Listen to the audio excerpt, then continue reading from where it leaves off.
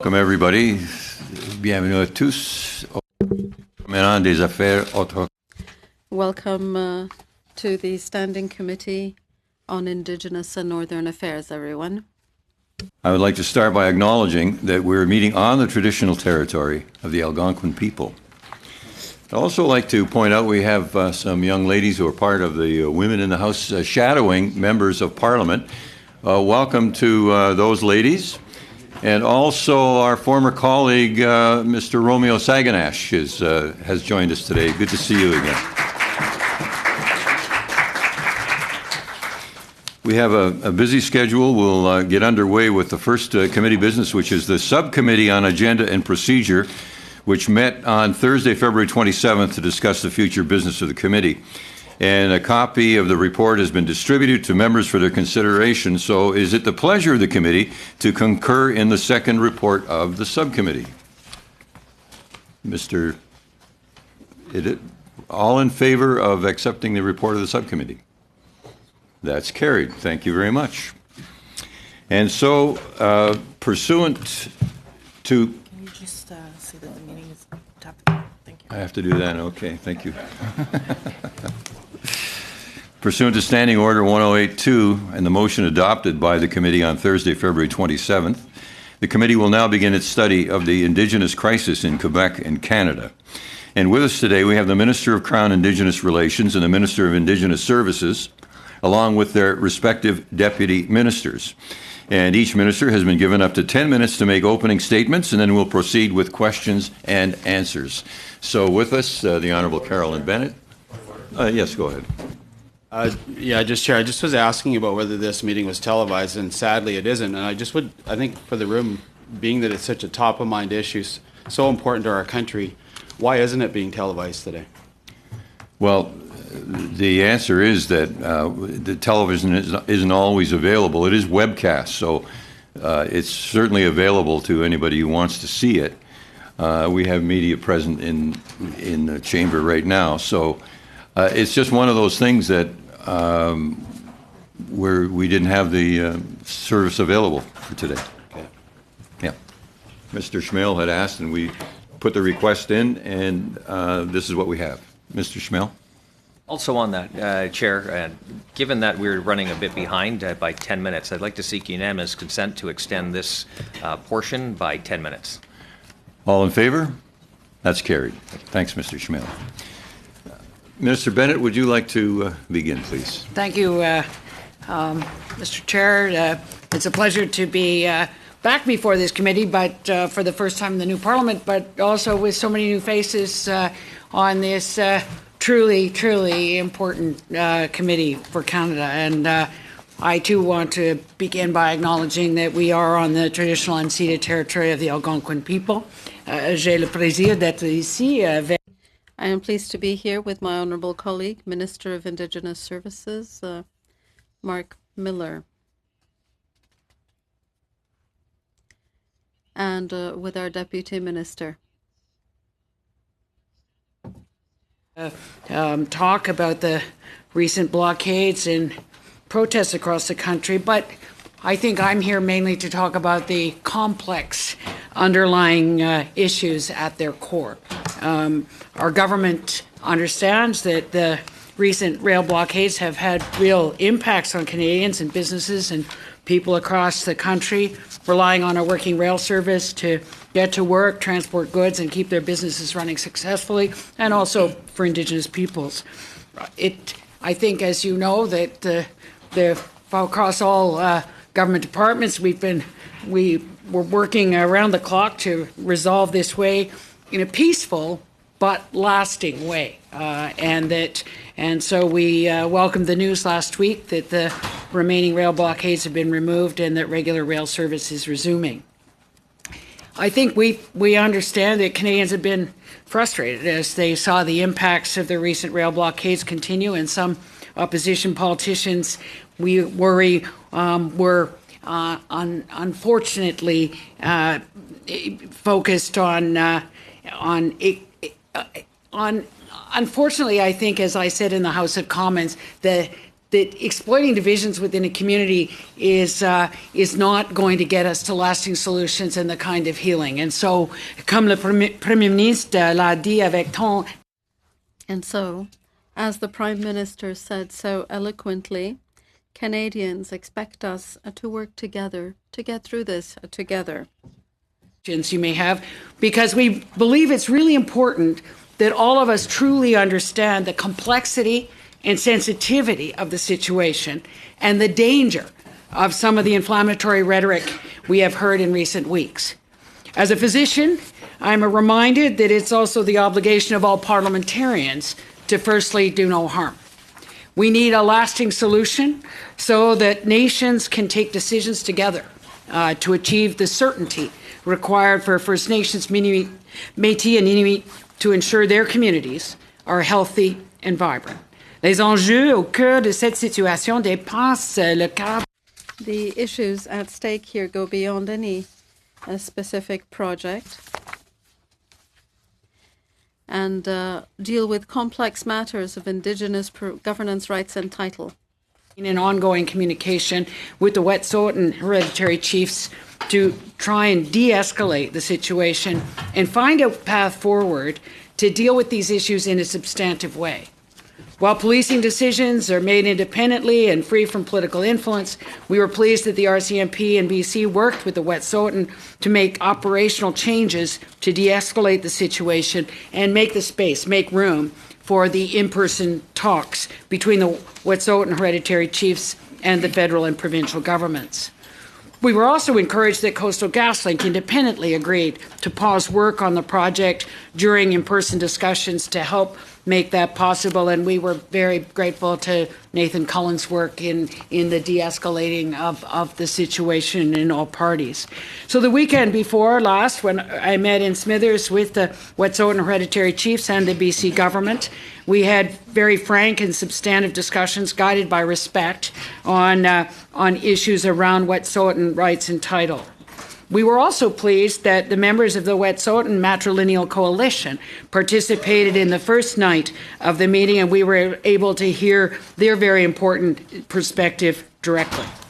These talks focused on two separate issues: the recognition of Wet'suwet'en Indigenous rights and title throughout their territory, and the issues arising out of the Coastal GasLink project. These topics were discussed separately, and with respect to rights and title, the parties focused intensely on the commitments to an expedited process to implement Wet'suwet'en rights and title.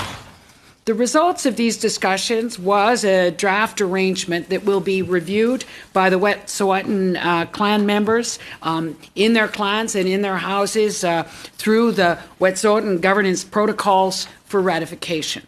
I believe that over these 2 weeks that they need that space to have those conversations independently of outside voices.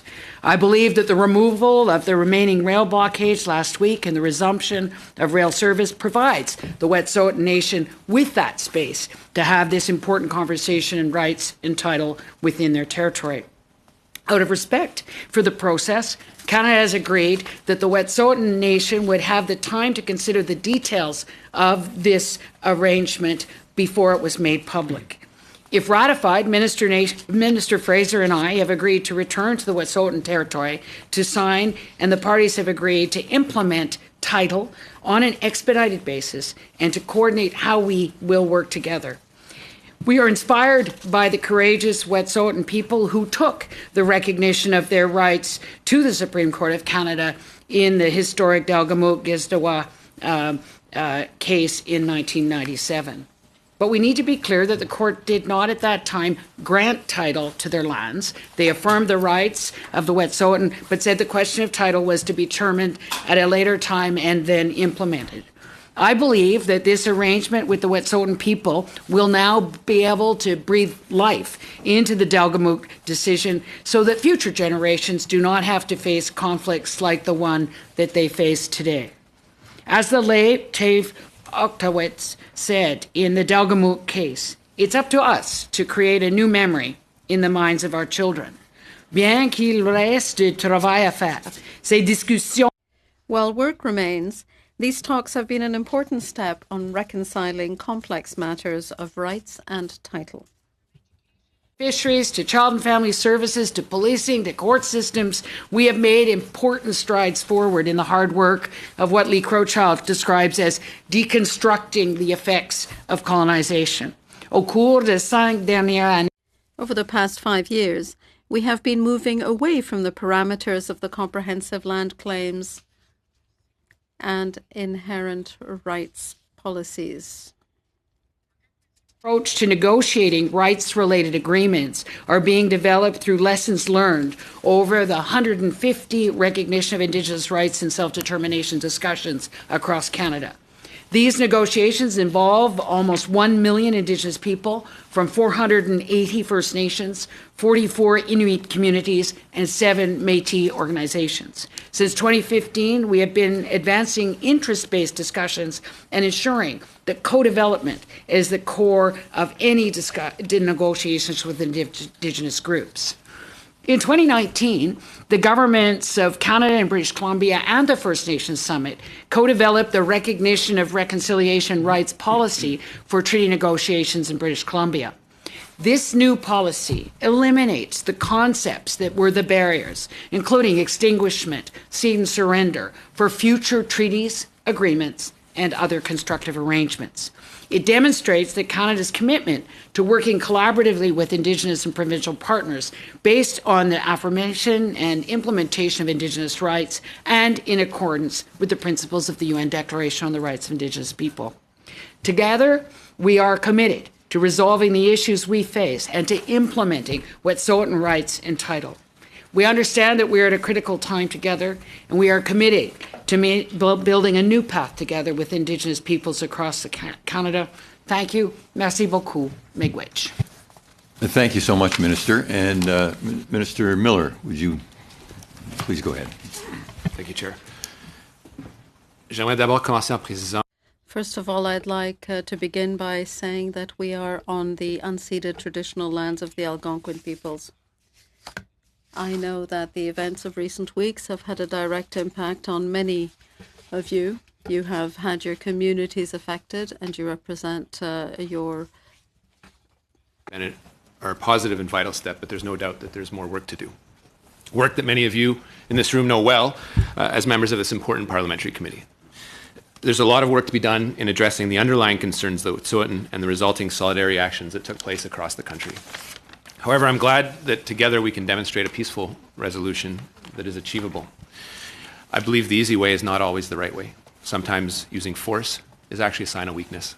Over the past few weeks, we've seen the result of ignorance, fear, lack of understanding, and vitriolic messages and comments online through stories of individuals being targeted in public, in private, and we saw that not far from here in Ottawa. An Indigenous youth group had to move their planned weekly gathering due to the receipt of a death threat.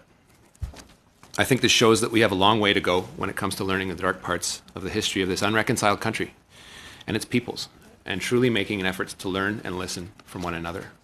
I've said this before, and I'll continue to say it: when we don't have an open and honest dialogue, we simply can't move forward together. Un dialogue ouvert, respectueux, permanent. An open, ongoing and respectful dialogue is crucial if we are to achieve cooperation and prosperity for all the peoples of this country. Cooperation that I gathered with members of the Ganyankahaga along the trails, the rail tracks in Tyendinaga, as members well know. We pursued an open dialogue and made concerted efforts to move towards a peaceful resolution. Modest but important progress was made through this dialogue. However, there was an immense amount of suspicion toward my presence, fear that it was a ruse and that the police would move in. It's not every day that people are surrounded by police, and the reactions are normal. Parts of the conversation with leadership of the community, elders and community members, including women and children, were very difficult, very painful, and very personal. Upsetting stories were shared about this country's troubling treatment of Indigenous peoples. Ce sont des questions très graves qui nécessitent notre attention, et ce depuis des centaines d'années. These are serious issues, and they have required our attention for over 100 years. There is no room for rhetoric. The question I ask myself in recent weeks is this: are we going to continue doing things as we have always done them, because that's what brought us to this stage in our relationship, or will we take a new approach, one that fosters a good government-to-government, nation-to-nation relationship? My greatest challenge in recent months, and for Minister Bennett, was a question of trust in the general relationship. A lack of trust prevents even good initiatives from moving forward. Clearly, our work is to gain that confidence. Where we earn that trust, I believe it's important to acknowledge the past. For almost 500 years, Indigenous peoples have faced discrimination in every aspect of their lives. The Crown, in part, has prevented a true equal partnership from developing with Indigenous peoples, imposing instead a relationship based on colonial, paternalistic ways of thinking and doing. This approach has resulted in a legacy of devastation, pain, and suffering, and it's not acceptable. Many of us know where this gotten us. A broken child and family system where Indigenous children up to the age of 14 make up over 50% of kids in foster care, even though they represent 7.7% of all Canadian children. Shocking rates of suicide among Indigenous youth, causing untold pain and hurt that will plague families and communities for generations to come. Untenable housing situations where water that is unsafe to drink or even bathe in comes out of the taps. Communities that don't have reliable access to roads or health centers or even schools. Lorsque nous avons formé le gouvernement il y a 4 ans, nous avons When we formed the government 4 years ago, we made a number of important promises, especially in these areas. We have kept many of those promises, but what we have learned is that everything has to be done through genuine partnership. We can only move forward if we listen to the voices of those we have ignored for much too long. We know there are no miracle solutions to resolve decades and generations of systemic discrimination. But our government is determined to devote the time, energy, and resources it takes to correct the errors of the past and to build a better future for generations to come. We are doing our best to undertake this work in a way that is very largely different from approaches taken in our common history, a history in which inherent rights and cultural vitality were not respected as they should have been. partnership and co-development, and is anchored in listening to Indigenous leaders, elders, youth, and community members, and working to support their attainment of their goals based on their priorities.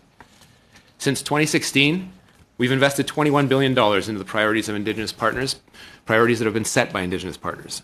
And together, we've made some progress.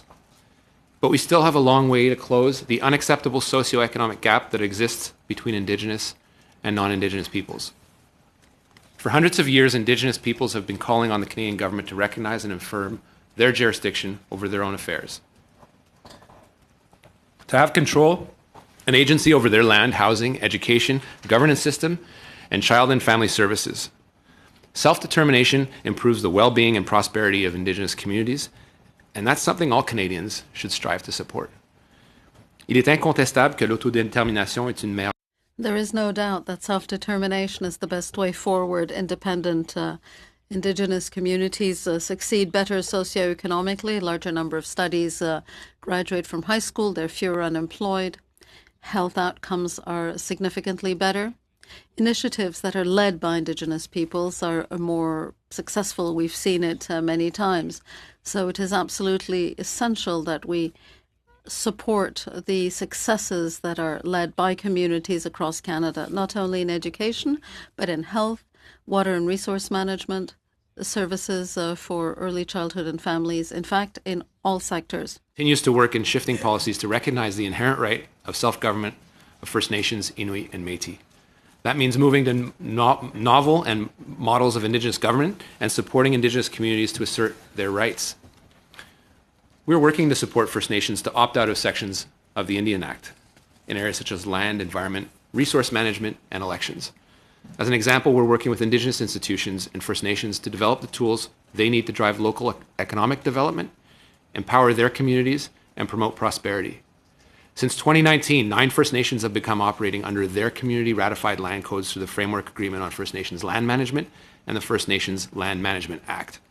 In addition, 18 First Nations have joined the 264 other First Nations asserting jurisdictions in the area of fiscal governance by opting into the First Nations Fiscal Management Act. Self-determination is key to unlocking the economic potential, creating opportunities for growth, and closing the socioeconomic gaps. We know that with advancing self-determination, the potential for success is enormous for the success of Indigenous peoples and frankly all of Canada. To get there, we need to understand that recognizing and affirming rights is a first step in finding a way forward. Supporting Indigenous partners to identify our challenges, and then we need to rise to those challenges. And recognize, finally, that the most important actions we can take are to listen to the hard truths, embrace change, and welcome creative ideas. But a transformation like that will take determination, persistence, patience, and truth-telling. Le travail, donc, qui nous attend sera difficile. So the work ahead will be difficult. It will require a great deal of us. We'll have to work in a genuine partnership. Listen even when the truth is difficult to hear. We will have to continue communicating even when we don't agree. We will have to continue working together, seeking creative ways of moving forward, as well as new avenues towards healing and towards real understanding. We have all seen what happens when we cannot keep the dialogue going. This is what leads to mistrust and confusion. It can cause conflict, and it presents a barrier to the path forward. It is up to those who hold the rights to determine who speaks for them about their rights and their Indigenous titles. We will continue remaining committed to continuing these conversations. In spite of all the challenges, I know that the hard work ahead is well worthwhile. Together we can build a better Canada, and that is what we're going to do. A country in which Indigenous nations are healthy, prosperous, autonomous, and key partners. We have the chance to learn from our common history, share the pain and the joys, and do the work needed to move towards a country where all can succeed. I'm eager to work with all my colleagues from all sides so that we can move towards that goal. Everyone will have to work together. Will be happy to answer your questions. Thank you, Miigwech. Members of the committee, we have a large number of people in the committee room, the public. Welcome to everyone. Just so you know how this works, as the committee chair, I will keep the speakers to the agreed upon procedure, which is 6 minutes of questioning in the first round, 5 minutes of questioning in the second round, and then 2.5 minutes. That's the way it works. So if it seems like I'm cutting somebody off because the answer isn't being fulfilled, it's just the way we work. So the important thing is to keep the preamble short so that the questions can elicit the answers, which will appear in our testimony. And I'll start with Mr. Schmale.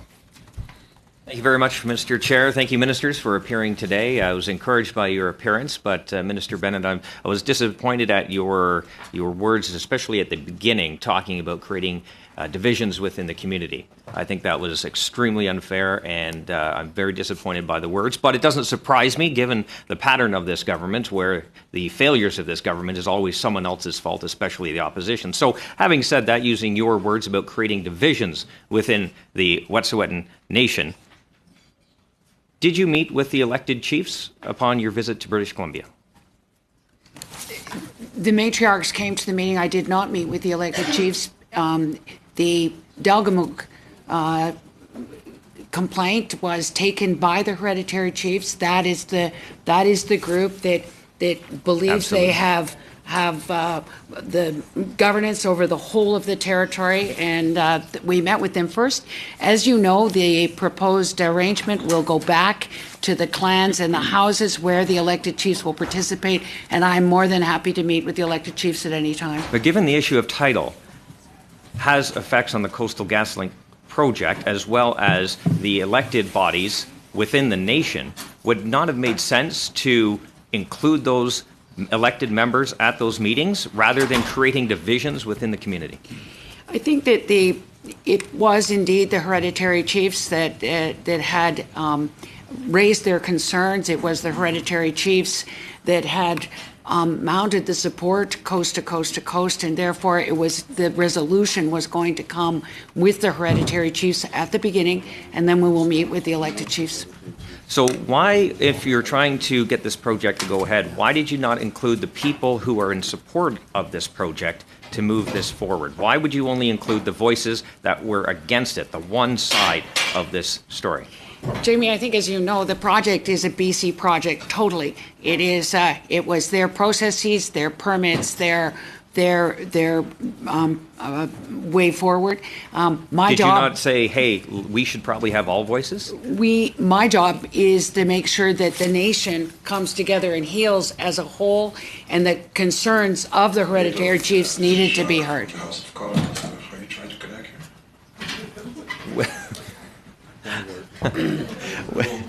We'll hold. Are we I good? think maybe your guest for your next hour is ready, willing and able. Yeah. Are we good? Yes, go ahead, please. Okay. Sorry about that. Sorry. So given your comment again about creating divisions in the community, were all hereditary chiefs included in this meeting, including those that supported the Coastal GasLink project? Some of the hereditary chiefs who support the project were certainly there on Thursday night. We heard from each of them individually. They were mainly members of the Matrilineal Coalition. And then they were able to meet with the other hereditary chiefs, and there was a decision taken by the hereditary chiefs in our meeting to take the proposed arrangement back to everybody so that the whole of the nation would take this decision together. So again, Minister, you're blaming the opposition for this, but yet you and the provincial government did not invite those who had a interest in supporting this project. And of course, when you're dealing with title, the decision of any agreement affects the project, affects everyone within the community, and yet you are saying the opposition's at fault here, but you did not include the other side of the story. The people who support it that will benefit.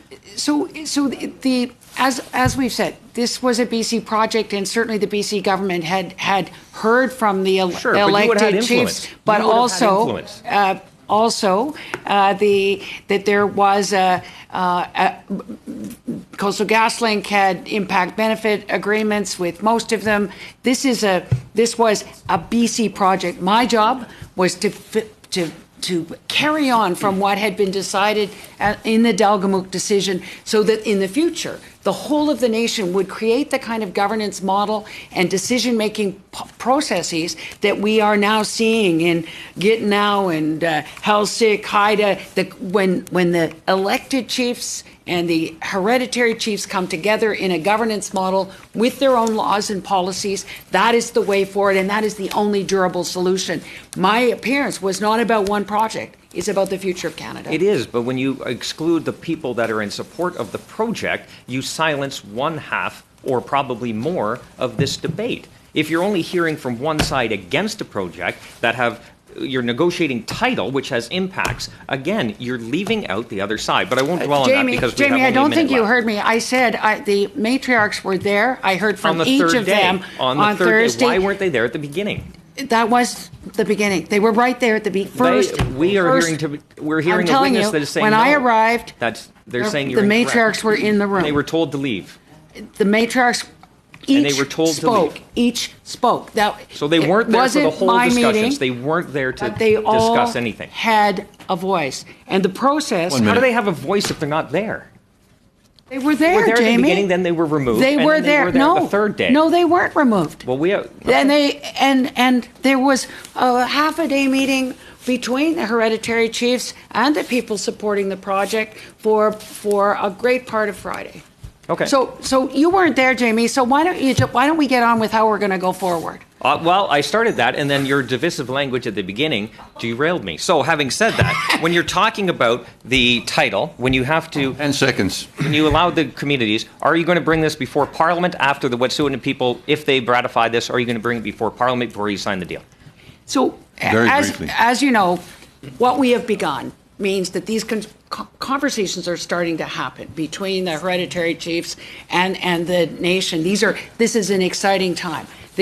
As you know, I just need a yes or no. most Section 35 agreements remain confidential until the ratification of the nation. That's normal in labor agreements, in Section 35 agreements, in impact benefit agreements, however, remain confidential. We'll have So to stop it this is we are breaking new ground here, Jamie. And 6 minutes, please, to Mr. Batiste. Thank you, Mr. Chair, and Walali ministers for being here.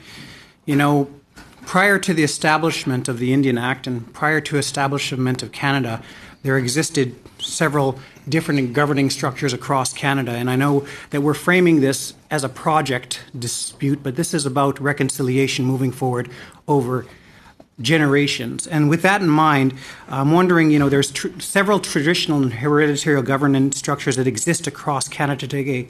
Can the ministers update us on how we've engaged traditional or hereditary governments, and can you share with us what we've learned about the complexities involved in creating improved relationships with traditional structures of governance?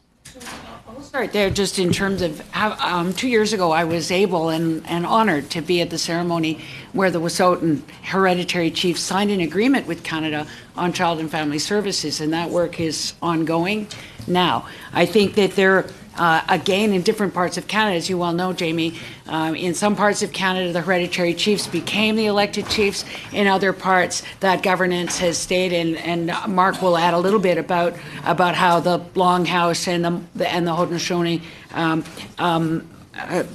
take decisions. Right now, we have signed an agreement with Halsik, which is including the hereditary chiefs and the elected chiefs. The Haida already have an agreement in the way they work together, and it is, and with Stolo, even in the BC treaty process, those two groups are coming together. Maybe Mark will just talk a little bit about. Yeah. So I think you have familiar, Jamie, with some of the hereditary structures that exist in Mi'kmaq communities and the way the government,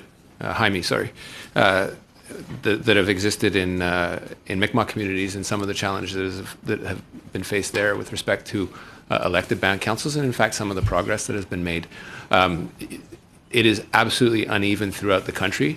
I think, as Carolyn summarized, some progress has been made out west in starting to create the basis for engagement with hereditary leadership. As a country, the Indian Act imposed band council system is something that is viewed in many Indigenous communities as colonialist and paternalistic. It has removed, and the government of Canada has consciously contributed to remove structures that existed well before the existence of Canada that are highly democratic in nature, have a very, very rich history. As a country and as a nation that wants to move forward with what we call reconciliation, we cannot ignore those voices, conscious of the fact that at times the government, as I mentioned earlier, has been deliberate in dismantling those structures. In some cases, we have had very little engagement, if any. I myself have been involved in opening dialogues with the Haudenosaunee Confederacy. They are modest. They tend to be not in the public sphere, but there's a lot of work to be done. There's an immense amount of complexity in relation to that relationship, because we're talking about many nations that cross the U.S. border as well, and it is something that has created within certain communities, in fact, a crisis of legitimacy. This isn't to say that elected band councils are not fierce defenders of their communities. They are. It just has created a reality where there is sometimes a perceived sense of illegitimacy that has contributed to frustrate not only the relationship but the ability to work in partnership. And it is something that we are realizing, probably slower than we should, but that we are realizing it, and that we need to do to address issues, fundamental issues that Carolyn had to face over a 4-day period with respect to lands and title that had been recognized in the Delgamuukw decision. Simply saying to yourself that I'm only going to engage with this particular band council because it suits my need is highly utilitarian in thinking and not the right way to approach things. There are some communities that are entirely comfortable with an elected system, and there are some communities that wish to do a different job and move forward. And that's why we have all those instruments that I named in my opening remarks. For some communities, that doesn't work, and we have to realize that and get creative and see how we come together. This will all contribute to stability, good governance, respect for the relationship, which is perhaps the element, respect and truth, which is missing. But I think it is the right way to advance the nation. It can be complicated, it can be messy, but we can't sit here and say we're going to go dictate the terms on which we engage, whether it's rights recognition frameworks or otherwise. We have to realize that in some communities and some nations there is a treaty-based relationship that communities are demanding to be respected, and in others a much older, and some others a much newer relationship. There's an immense amount of nuance, and I think you hit the nail on the head in asking that question, Jaime, because it goes to the complex nature of that relationship and the steps that we need to take to move forward. 40 seconds. Sorry. Well, 40 seconds. Okay.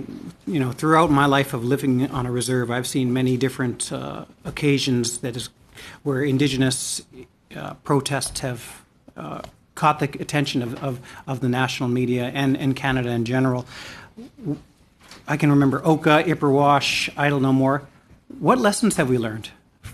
What lessons have our government learned from those that we're using today in terms of moving forward in our current approach? Very, very briefly. I think that this is why we ended up having to take the approach we did. We want durable solutions. We have learned the lessons of Oka and Ipperwash. I don't know, more was a bit different because it was an educational approach and round dances, and it was a peaceful recognition of Indigenous rights. I think that that we know that this has got to be about agreements and settling land claims and being able to move forward in the way that our partners feel is the justice that they have not received up until now. Thanks, Minister. And Madame Bérubé, vous avez la parole. 6 minutes, s'il vous plaît. Ms. Bérubé, 6 minutes. Thank you, Minister. The Oka crisis cost Marcel Lemay his life.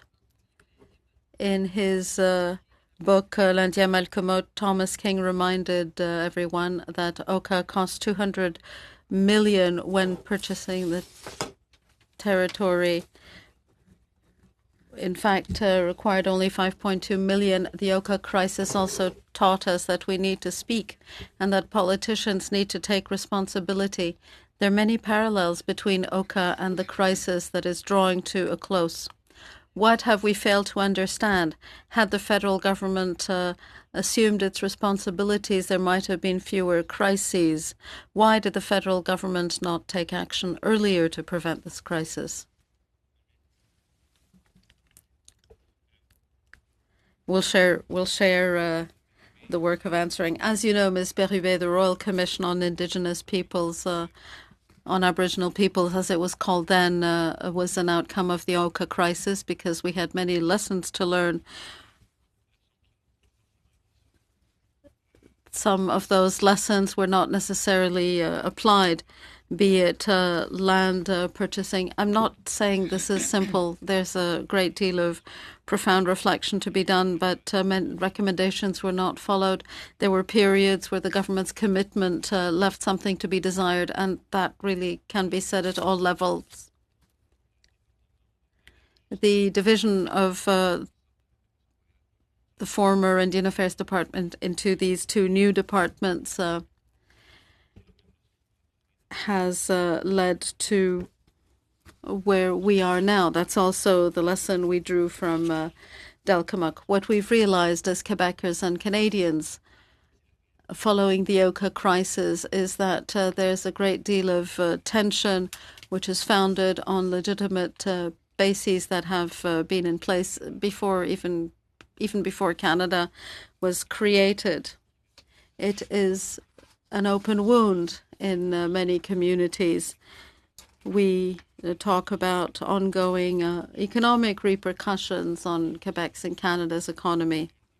That does need to be said, but one of the biggest repercussions was in Kanesatake, Kahnawake, a lag in development that persists to this day. prejudices, biases that followed, and which we saw coming back, once again rearing their heads in the media, in comments on Facebook. Those were the same comments that were being made after the Oka crisis.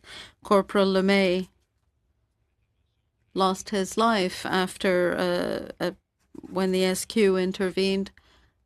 And there was another loss of life, a man who was leaving Kahnawake and had a rock thrown at the car window and who died thereafter. We have made changes following the Ipperwash event in Ontario. We've seen the police increase their commitment to their interactions with Indigenous people. There is more cultural awareness. That's something communities have been wanting for a long time. Of course, there is a great deal more work to be done.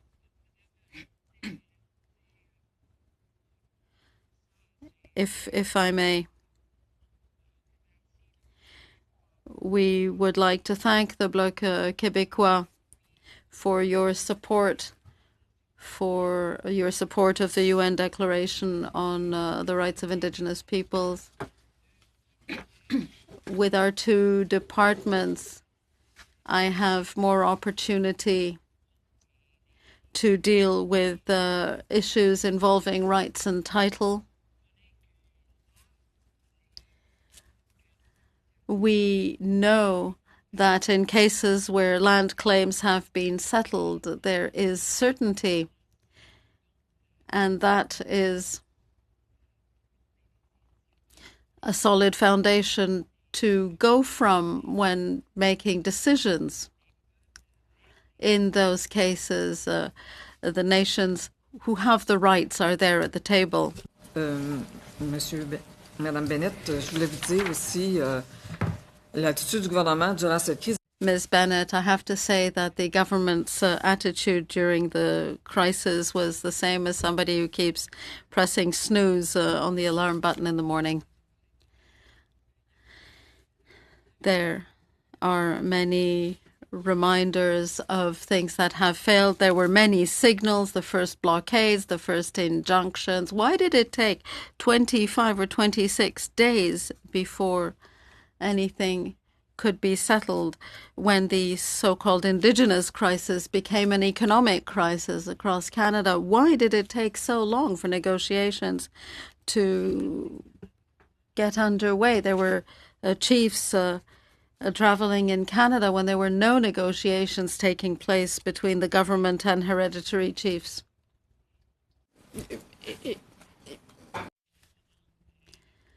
A year ago, the province of British Columbia appointed Murray Rankin and tasked him with starting a dialogue on Wet'suwet'en rights and title with the Wet'suwet'en Nation. After the problems in December, Nathan Cullen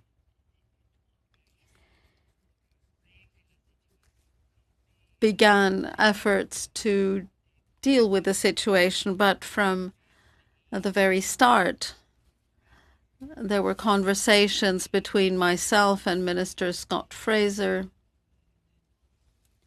Our government also offered to meet with the hereditary chiefs, the Wet'suwet'en hereditary chiefs.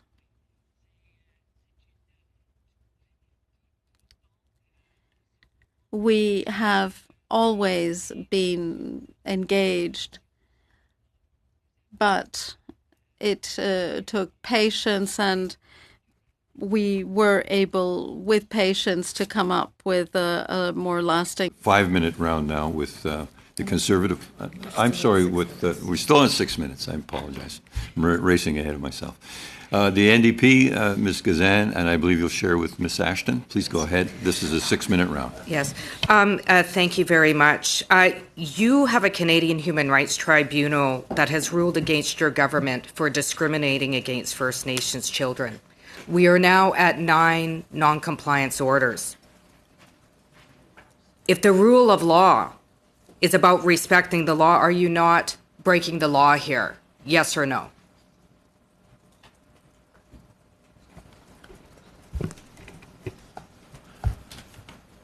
First, thanks you for the question.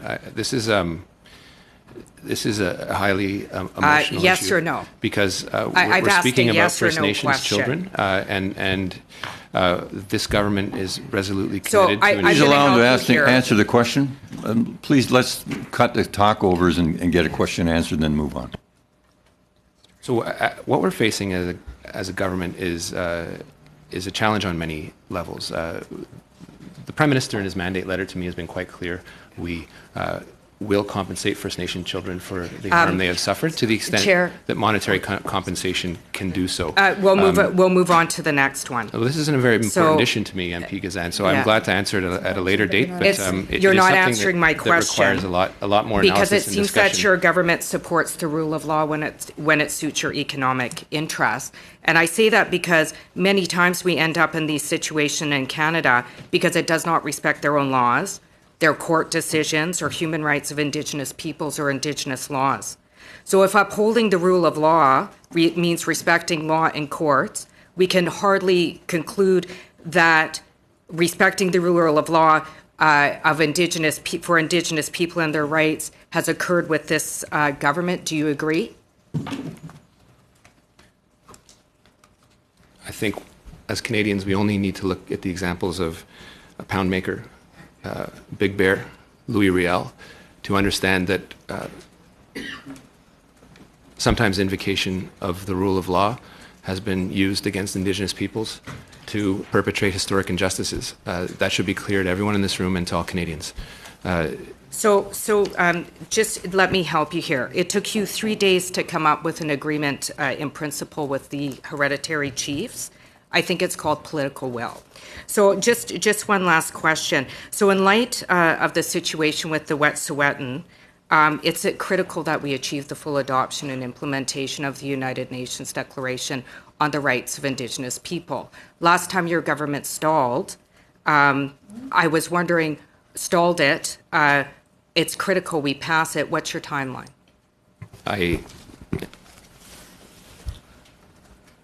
I agree with the historic nature of UNDRIP, and I want to recognize the contribution of Romeo Sagnash in putting forward that bill. It had the full support of our government, and it is something that we are resolutely committed to.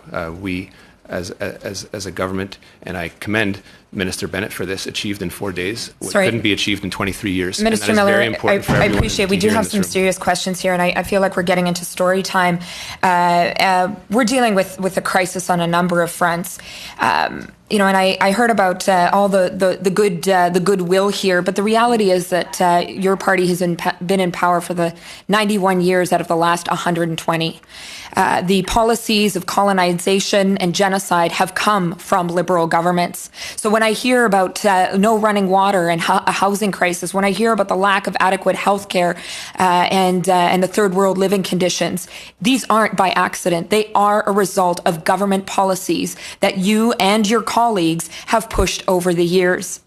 So let's connect it to a crisis we're dealing with here and now, right now.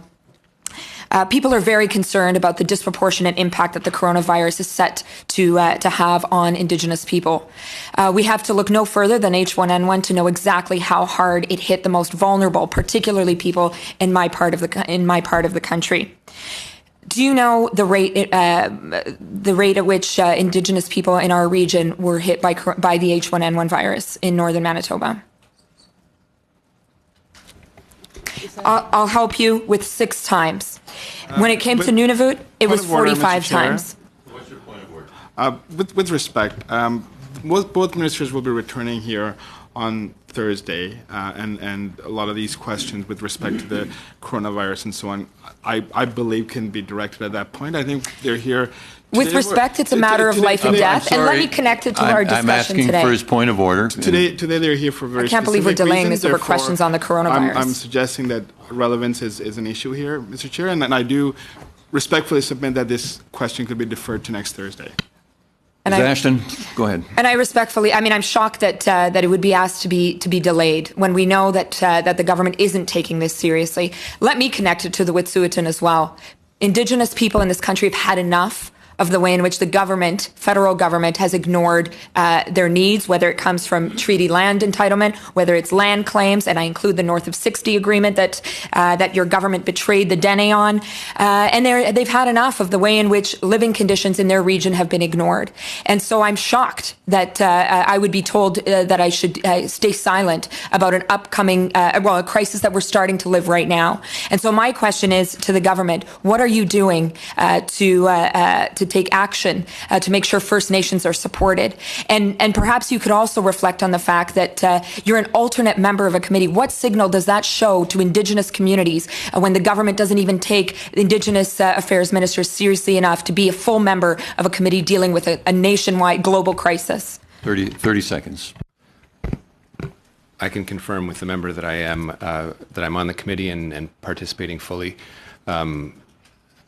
I'll leave it at that. We have a call. We have a meeting today, and I will be updating them on the issues that I'd be prepared to update you on the issues with respect to our engagement with Indigenous communities and our reaction and preparation for coronavirus, which is a very serious issue. I would preface my following comment with the fact that I don't think that the introduction of UNDRIP and the work the government did on it and the NDP did it on it, fostered by and put forward by Romeo Saganash's storytelling. I think it's very important. It's very important for Canadians to realize that.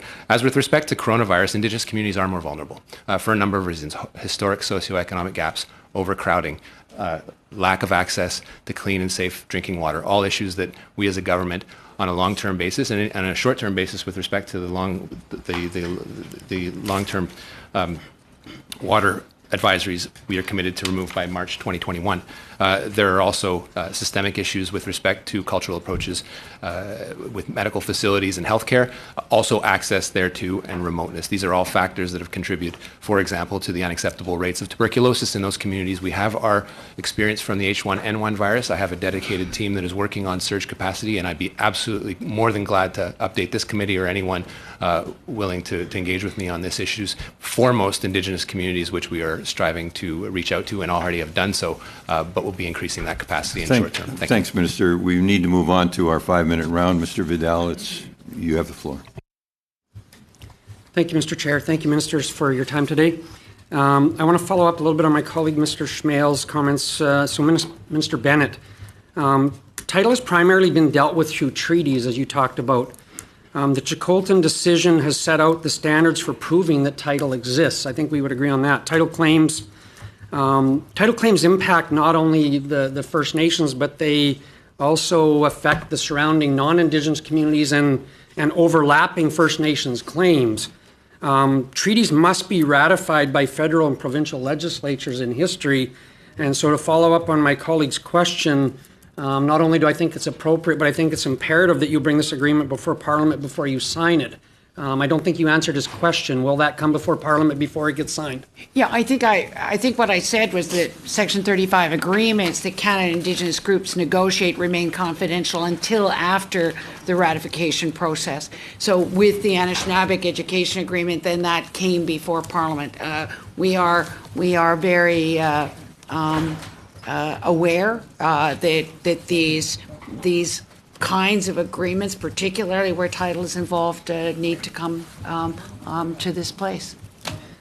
But in all your public responses to this so far, what I've heard is that once this agreement has gone through this 2-week process, as you eloquently referred to today, that you and Minister Fraser from BC will go back and sign it. So where's Parliament in this process? So, like a collective bargaining agreement, or like the kind of agreements that Canada signs, that I have a mandate to be able to sign agreements. This is about an agreement to work to implement. And so that this is, again, this isn't, as you know, the Supreme Court held title and recognized the hereditary leadership. It's now our job to do the hard work of being able to implement and work through those things that you are quite rightfully raising in terms of neighbors and private property and all of those things. But insurance and roads and all of those things. That this is a very complicated, complex matter, and that's the hard work that we're looking forward to doing with the Wet'suwet'en Nation and the province of British Columbia, but also the municipality of Smithers and Houston, and this is important work. So what I'm hearing from you, this is an agreement that we're going to agree to keep working together, or is this? But you spoke in your comments about this being an agreement about title. Are we talking title, or are we just talking agree to continue to work together? This is a proposed arrangement that would be able to move on the important work of implementing the rights and title of the Wet'suwet'en people. Thank you. I'm going to move on. Mr. Miller, a question for you. In your department plan, you say our work supports the self-determination of Indigenous peoples so that in the future the services we currently offer are developed, governed, and delivered by Indigenous people. Resource development is a great way for Indigenous communities to create their own revenue and achieve this noble goal. Like my colleague asked, I ask you, why is it that your government seems to only be speaking to those who oppose the economic development? And I would preface that just a little bit additionally with both Minister Bennett's visit to BC, but also I read the transcript of your 8-hour meeting with the Tyendega people, and again, it seems like we're only talking to those people that oppose the project development, yet the project development is huge for the success of these communities. 1 minute, please. Well, thank you for the question. I can't pick and choose who shows up at a barricade. I have to deal with the cards that are dealt with me and engage in that dialogue and figure out why these solidarity movements are popping up, and you can only do that through conversations, some of which are difficult, and I have no choice but to respect the views that are communicated to me at that point in time, and whether I agree with them or not. It's very important to continuing that dialogue and have a path and a game plan towards peaceful resolution. Everyone wanted peaceful resolution, but that game plan and that step plan is very important. That includes dialogue.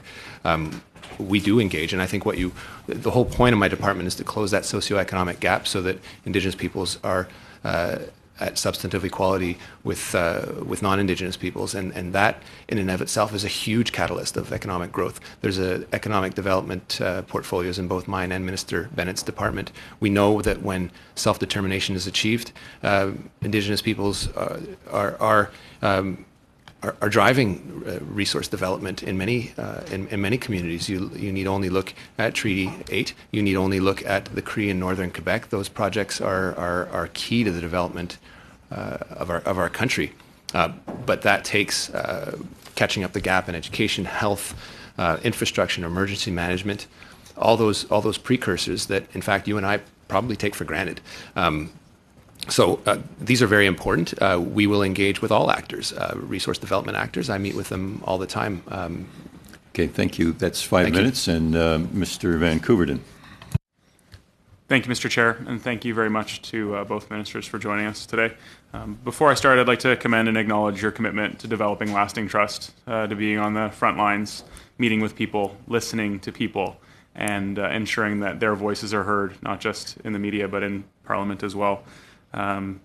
I, like you, am very concerned about some of the language being used in discussing this issue. I think it's grown to be quite inflammatory, and I think as elected officials and parliamentarians, we have a particular responsibility to be diplomatic with respect to these important issues.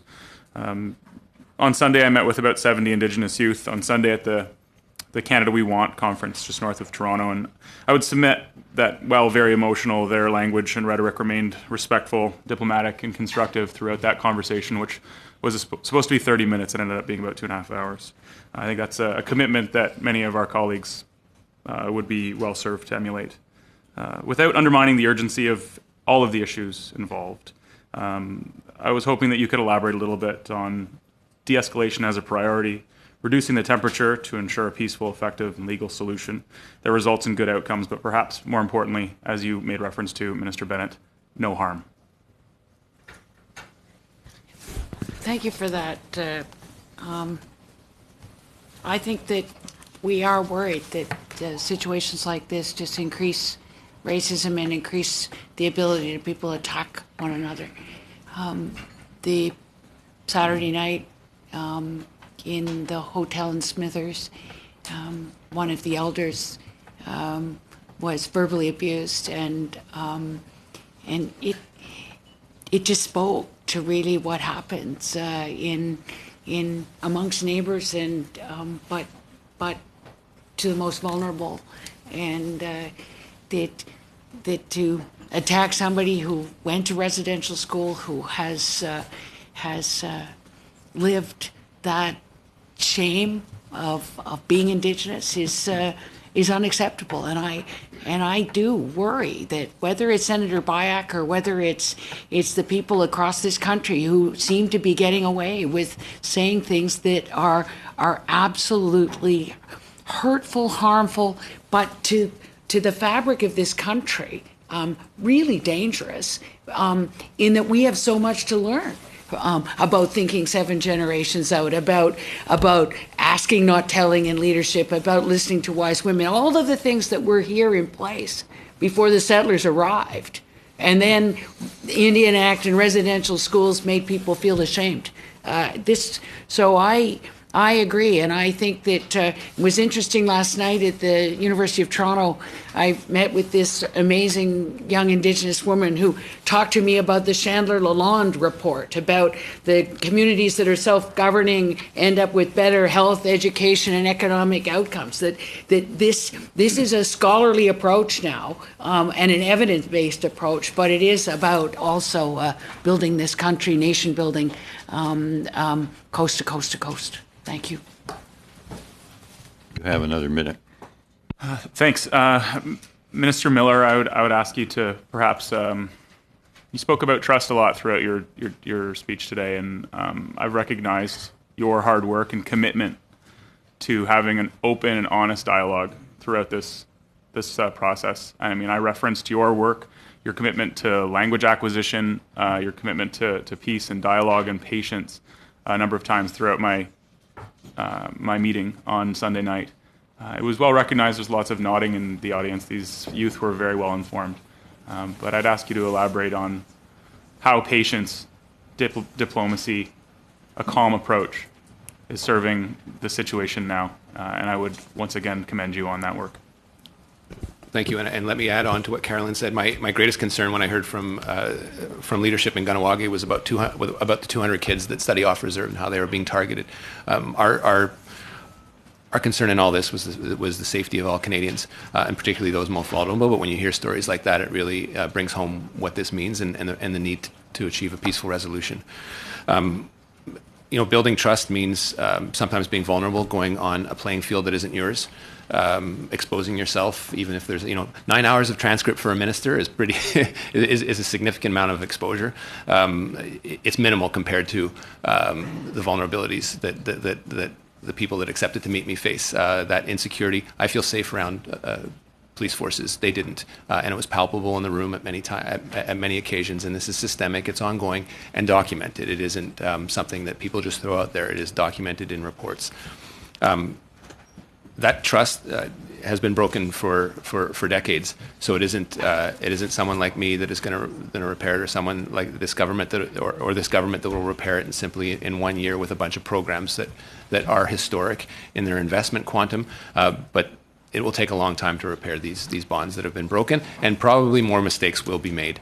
It's just something we have to be relentless about. It's about building relationships in any community, even across this committee. You build relationships, and that builds a modicum of trust and confidence, and allows you to move on. But it's systemic, and we can work at it as a country. And I'm confident. Thank you. Thank you. And Mr. Zimmer, 5 minutes. Let's change channels. Thank you, Minister. And I do appreciate that you went out to the Wet'suwet'en community. It's my neighbor to the west of my riding.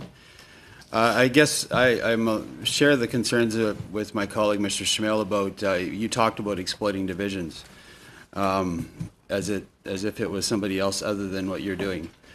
And you talking about open and honest. I think, Minister Miller, that's what you had said. You wanted these discussions to be that way. Are you aware who elects the elected chiefs and council of the Wet'suwet'en community?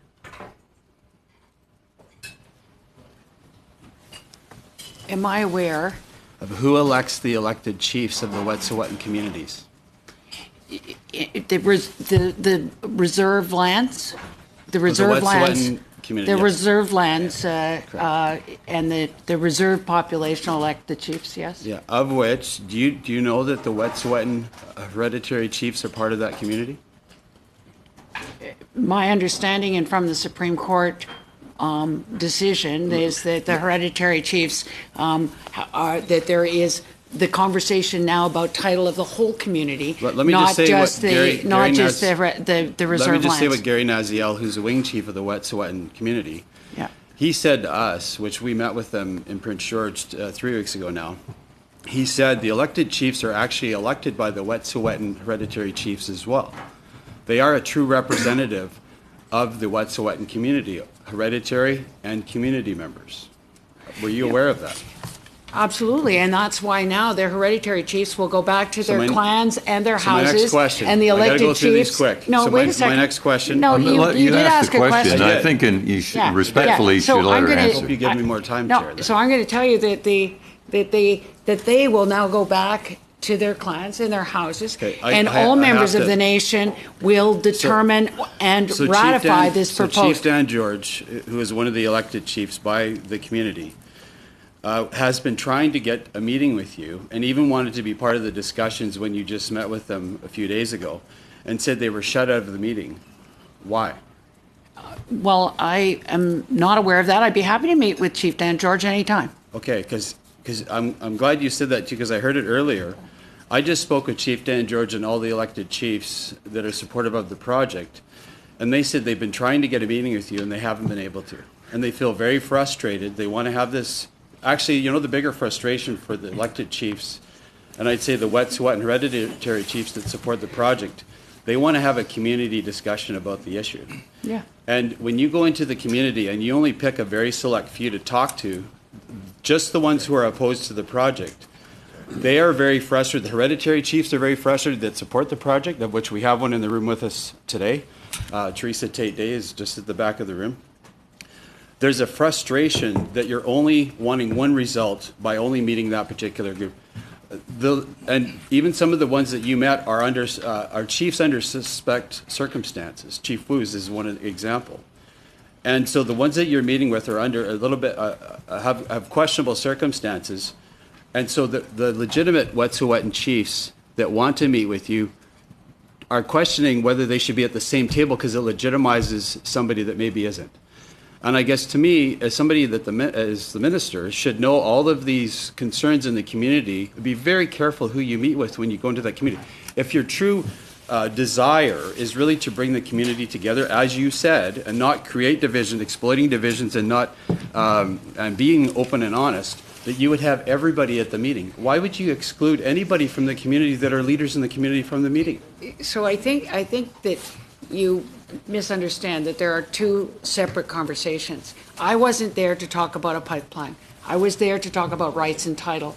The rights and title conversation will happen in the clans and the houses, and everybody will be there to ratify it, and I will go back and see if they have agreed to that, then I will be meeting with everybody. Well, that's even a bigger problem then, because if you're not talking about Coastal GasLink, I talked to the elected chiefs too. They were Bob, troubled. Just hold on, Bob. They were, It's a no, my BC time. project, right? It's a The BC problem project. with it is, Yeah. though, if you're going out under the circumstances where you're supposed to be bringing the blockades down and having this discussion, because it's all around the project, right? It's all around this Coastal GasLink project. That you're going to go out there and help somehow bring peace to the situation, and you're not even talking about the very issue that's got the roadblocks up. I think that's Okay, we even need more a brief problematic. answer. Brief answer, Yeah, please, the brief Minister. answer is that rights and title is the reason I'm there is for a durable solution so this never happens again. That the rights holders will be at the table with lots of choices at the beginning of a project. That's what C69 is. It's what UNDRIP is, and it's the way we will go when we have settled the rights and title of the Wet'suwet'en people. That's the final question in this round. We've gone over the time that we agreed to, and we have our next witnesses waiting. So I will thank the ministers and their staff for being with us today. We'll just take a brief moment to allow myself to get a cup of coffee, and then and we'll continue with our And that's the main thing.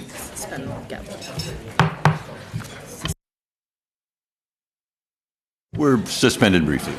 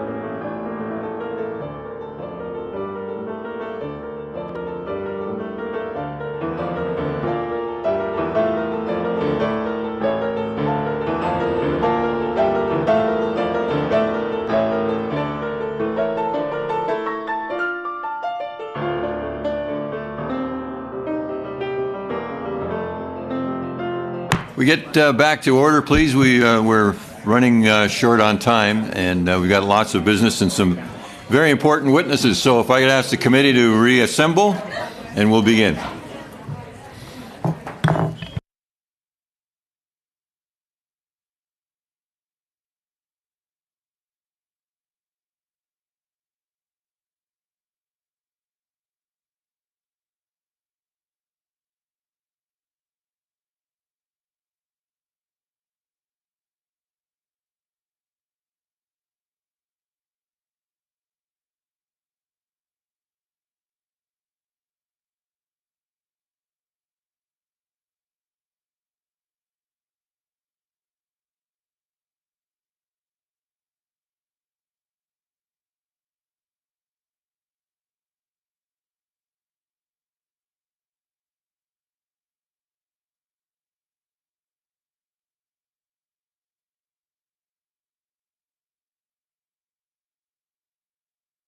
Okay, we need to get started.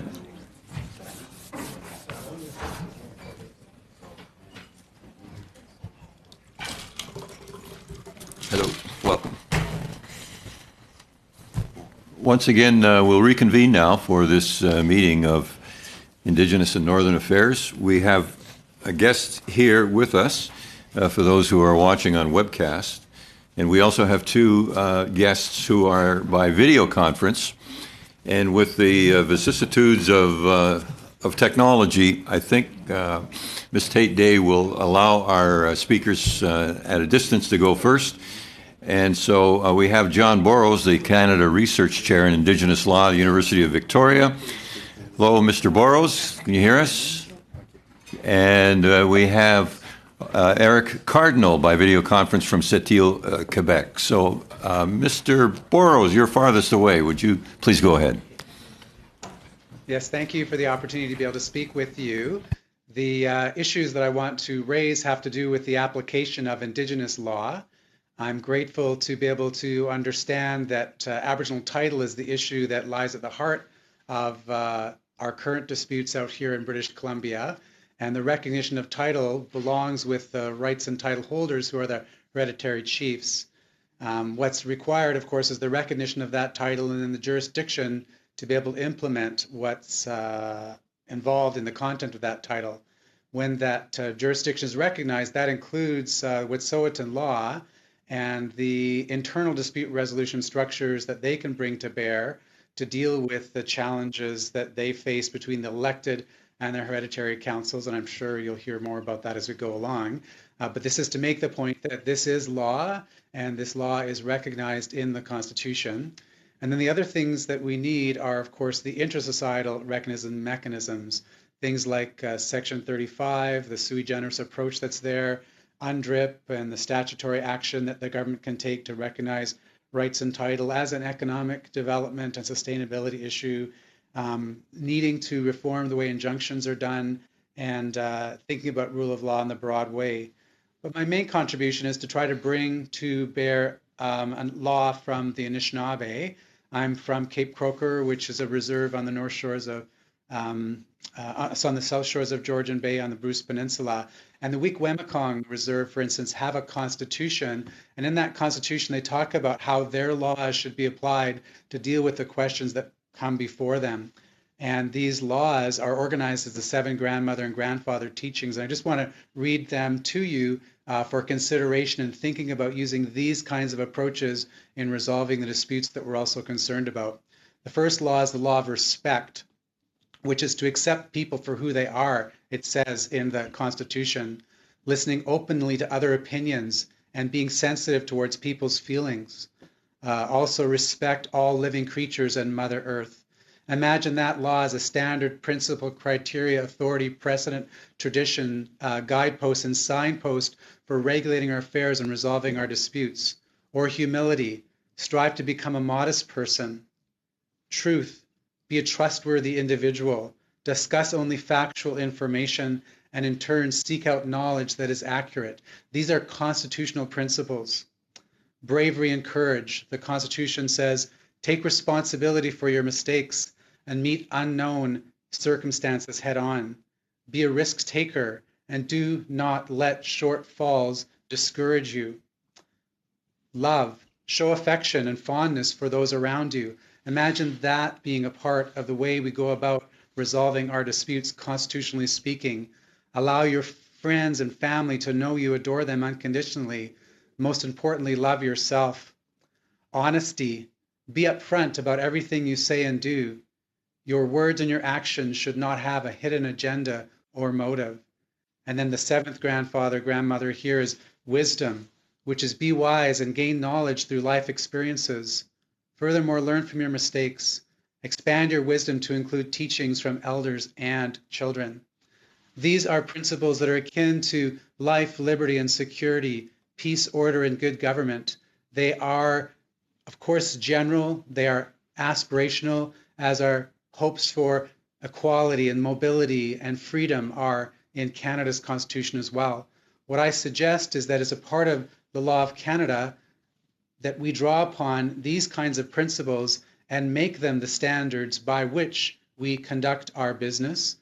These can be given meaning in specific terms and in statutes, as you see here, this Constitution, in statutes, in court judgments, and they can also be the way that we comport ourselves. Here at the University of Victoria, we're teaching Indigenous law alongside the common law. We have a JD and a JID degree, a Juris Doctorate and a Juris Indigenous Doctorate, and the students here are learning transsystemically so when I teach constitutional law, they're learning about federalism, they're learning about the Charter of Rights and Freedoms, they're learning about Aboriginal and treaty rights, but at the same time, they're also learning about Anishinaabe law all along the way.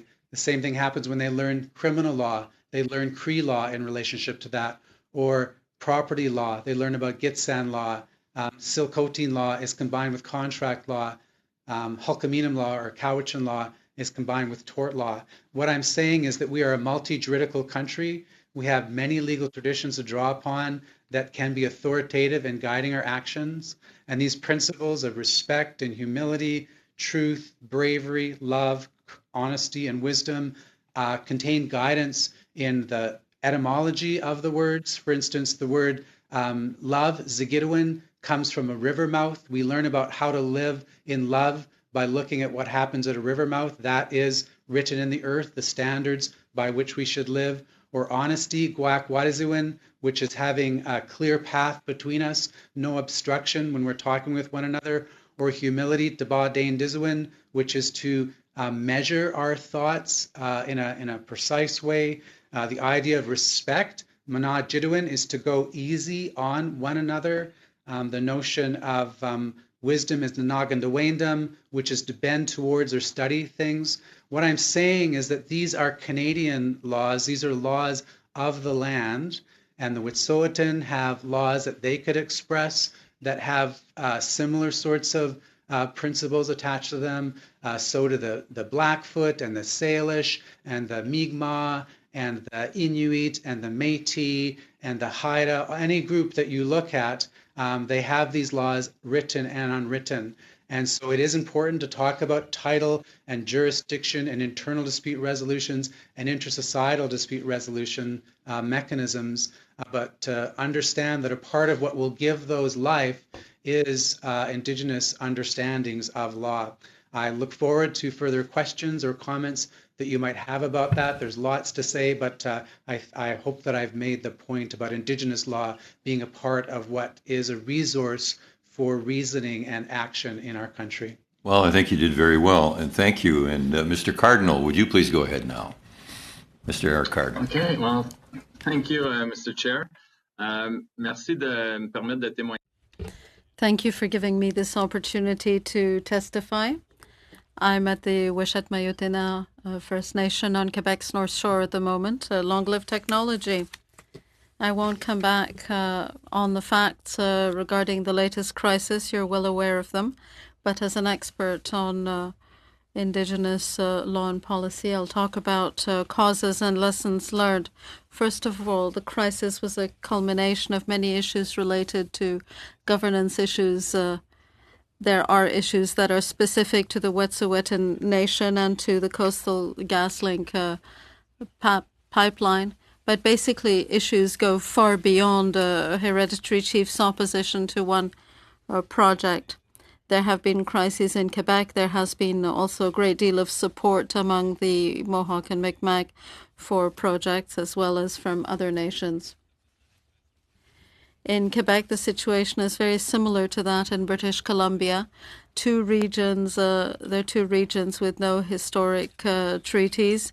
There are large areas that are designated as non-ceded territorial lands over which the First Nations have rights, but those rights are not fully recognized by governments and courts. They are what I call invisible rights, ancestral title, inherent rights, right to be consulted, right to accommodation, and so on. These rights, however, albeit invisible, do exist, but because they are invisible, they are often ignored. In the course on Canadian law and Indigenous peoples that I teach, I start by outlining an imagined representation of Canadian and Indigenous rights. The circle identifies Indigenous norms, and in part it overlaps the positive Canadian rights, but it doesn't overlap them entirely. Some rights may be recognized, others may not. As Mr. Burrows was saying,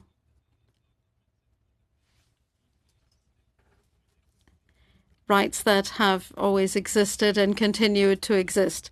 The diagram expresses the legal pluralism present in Canada and in part explains the issues underpinning the crisis. And it also explains why solutions are so complex. Nations that have not abandoned their inherent rights in spite of many generations of colonial policy have, to some extent, aspects of the legal order that is still in existence.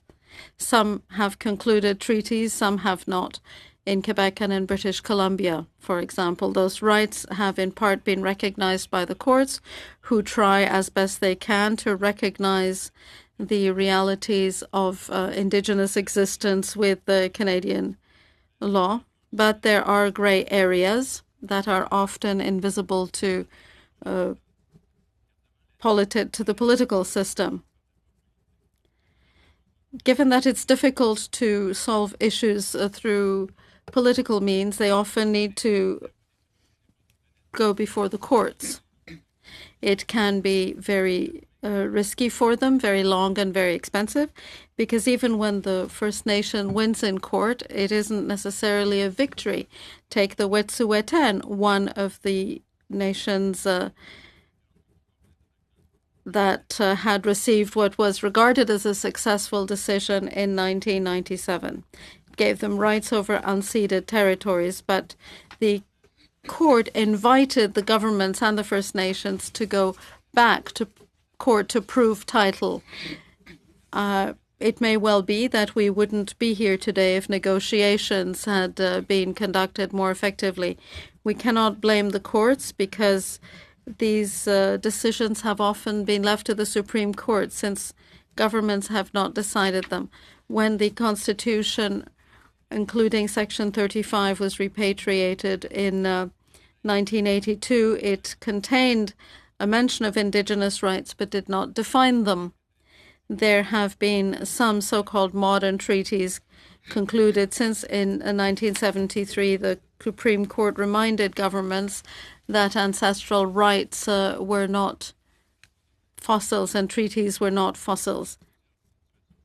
There are many situations like the Wet'suwet'en elsewhere, particularly in British Columbia, Quebec, and the Maritimes, where there are invisible rights, unceded rights. It is very difficult or impossible for many nations to conclude treaties since the negotiating framework is inadequate and inefficient. The current land claims process suffers from the handicap that the federal government is both judge and jury. It is an avenue full of pitfalls. Some nations have been in the negotiation process for over 40 years, but development marches on. In 2004, with the Haida matter, the Supreme Court did reach a decision, but it was imprecise and leads to many frustrations, both among Indigenous and non-Indigenous people. Governments are not highly motivated to recognize rights. We cannot count on the courts either, because while recognizing the rights of Indigenous peoples and in spite of the protection granted in 1982, the courts have not made these rights absolute and governments can violate them. The Supreme Court has established criteria to justify violating rights, even recognized ancestral rights, and that gives governments an ongoing incentive not to recognize them. While recognizing ancestral title, the Supreme Court also gave Indigenous nations the burden of proof, of proving that lands were their territorial territory. One nation tried to do that, the Checotin nation, and was able to prove only 5% of its claim. What is a nation to do when its rights can be neither properly negotiated nor obtained in court? It can require to be consulted, and there again, they're reminded they have no veto. If they're not satisfied with the consultations, they can yet again go to court. And if they're not satisfied with those decisions, what is left? And that is why we are at this impasse. In my view, the crisis is therefore the culmination of an inability of governments to recognize invisible but real rights and to recognize the historical grievances of nations that have never abandoned their territorial and ancestral rights. Land claims cannot be gone ahead with unless negotiating mechanisms are fundamentally altered. After many years of frustrating negotiations, I believe that the solution requires an independent mechanism, independent of government, because there is a systemic problem. The current system is unable to deal with issues that are complex and go beyond the ability of governments to deal with them. It is impossible to deal with these problems through bureaucrats who are bound by policies. A body is needed that's independent of government and that will clarify and implement the rights of First Nations. That independent body must be composed of people who are aware of the issues at stake and what it will take to resolve them. One of the first things that needs to be changed is the vocabulary, because what we're talking about here is not claims. It is misleading to talk about claims. Indigenous nations are not asking for new rights. They want their existing rights. They want formal recognition of their existing rights. So we should be talking about a policy of recognizing rights. This would also be a tangible acknowledgement of the United Nations Declaration on the Rights of Indigenous Peoples. In conclusion, a word on what it takes to negotiate and development agreements. Projects are submitted to the elected band council, who try to do what they can with the means they have to improve life for their communities, though that is a different debate. But the traditional authorities still remain, however, in many nations. In many cases, their authority has been recognized, as it was among the Wet'suwet'en in 1997. This is why it is not only useful but essential for the federal government to ensure that it respects the rights of a given Indigenous nation. Otherwise, and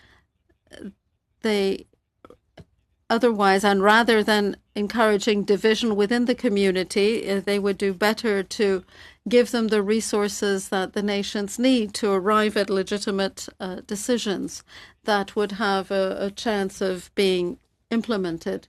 This requires a political approach.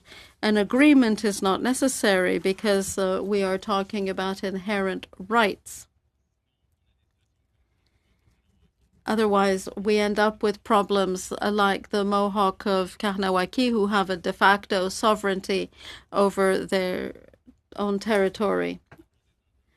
To conclude agreement and to recognize the autonomy of First Nations governments, there are many barriers in place. Tangible measures will be needed.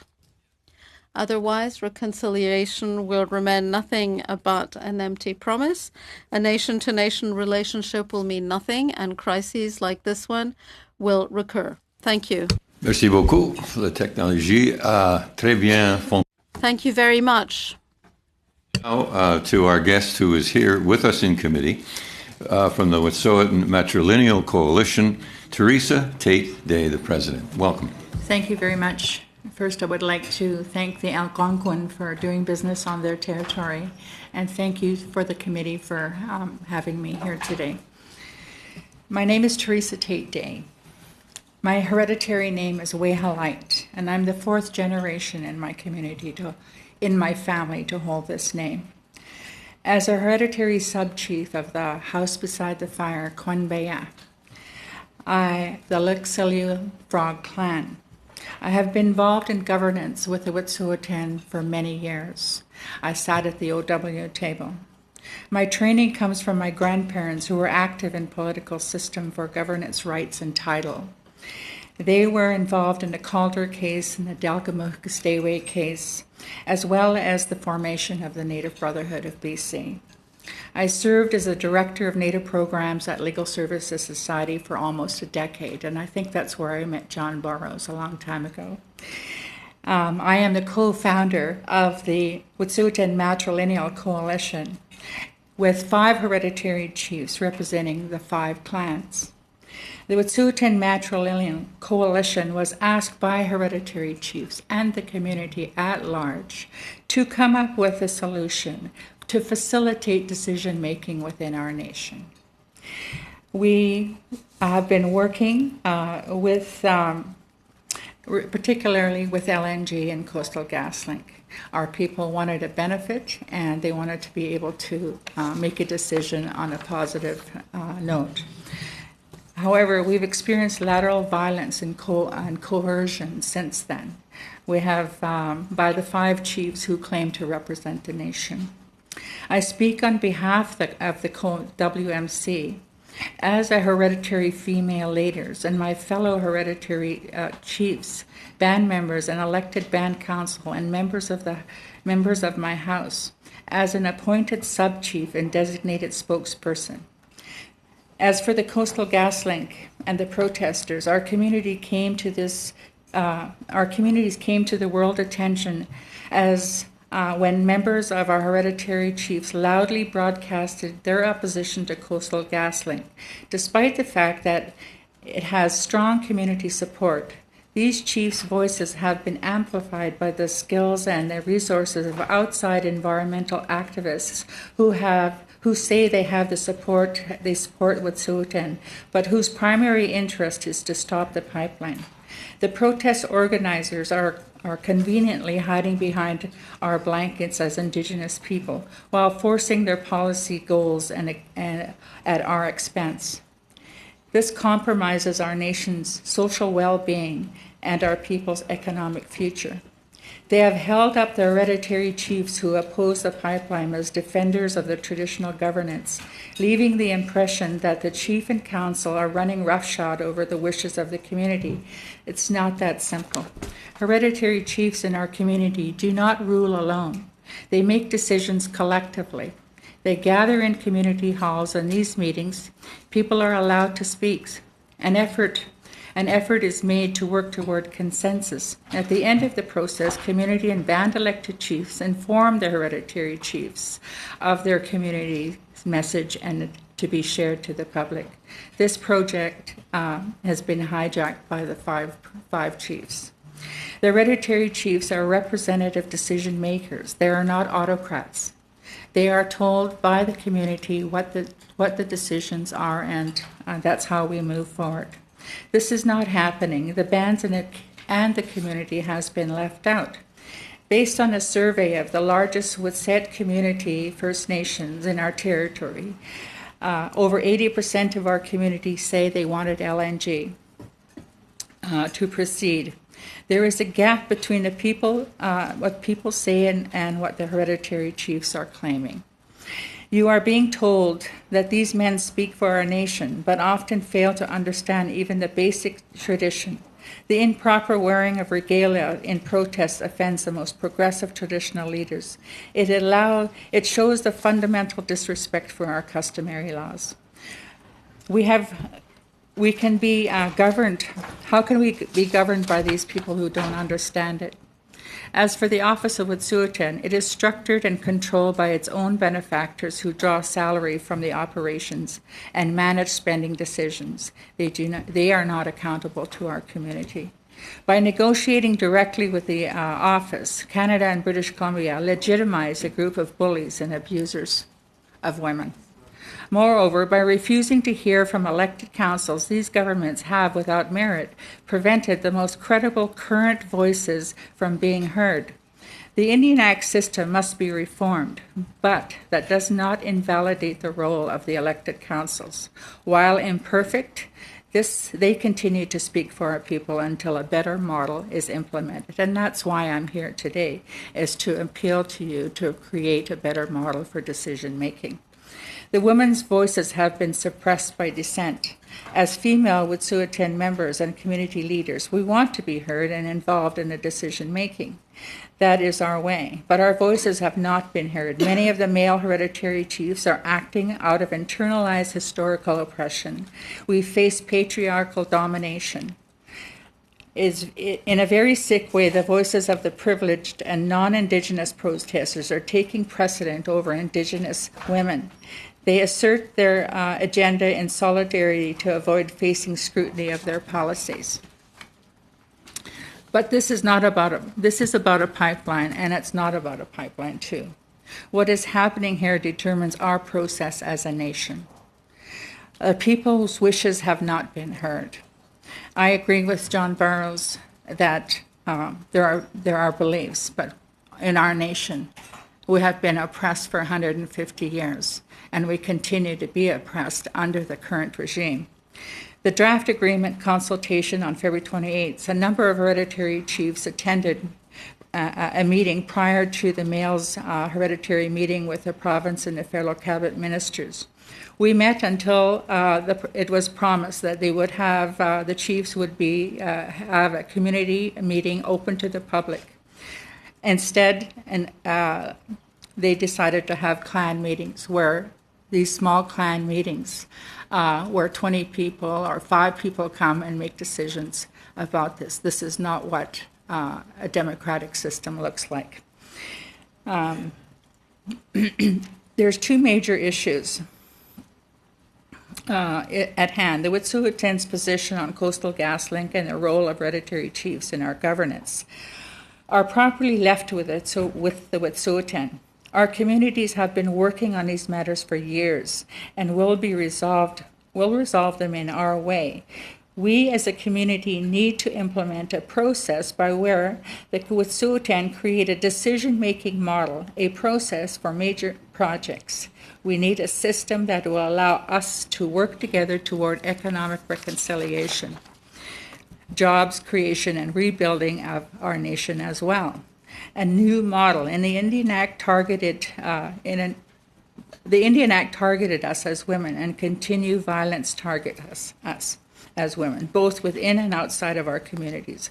While supporting decolonization as part of reconciliation, supporters of Indigenous people must also support efforts to combat sexism and continue to oppress Indian women.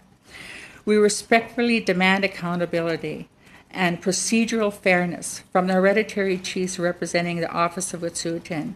We ask the government to help us to provide resources necessary for our nation to co-develop a path forward for economic reconciliation that is inclusive, democratic, open, and fair. As you can see in your government system, you have this system. We do not have a system of fairness.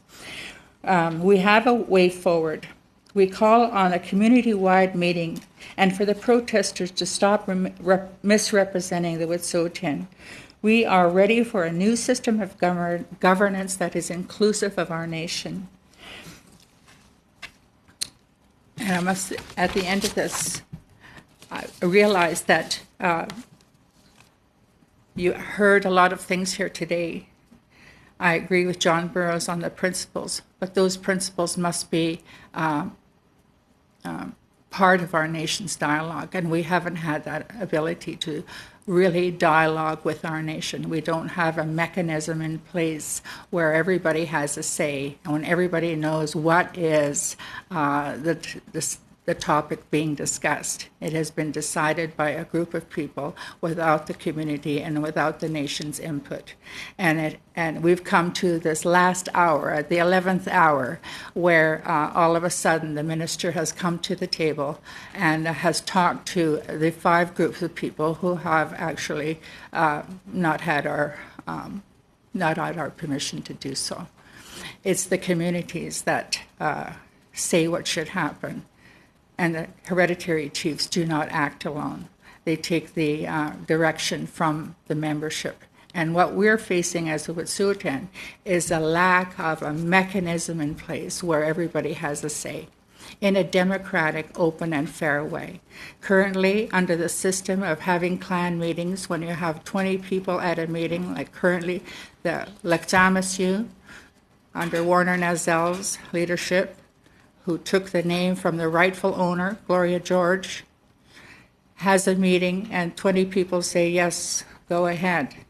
From these small meetings does not make a decision for our nation. And so I'm here to talk to Minister Bennett and ministers to try to create a mechanism where we are all informed and we are all involved in whatever decision that has to be made in respect to our communities. Title and rights exist within the Wet'suwet'en. It hasn't gone away. These agreements will not change the fact that today my clan and my house can go and protest.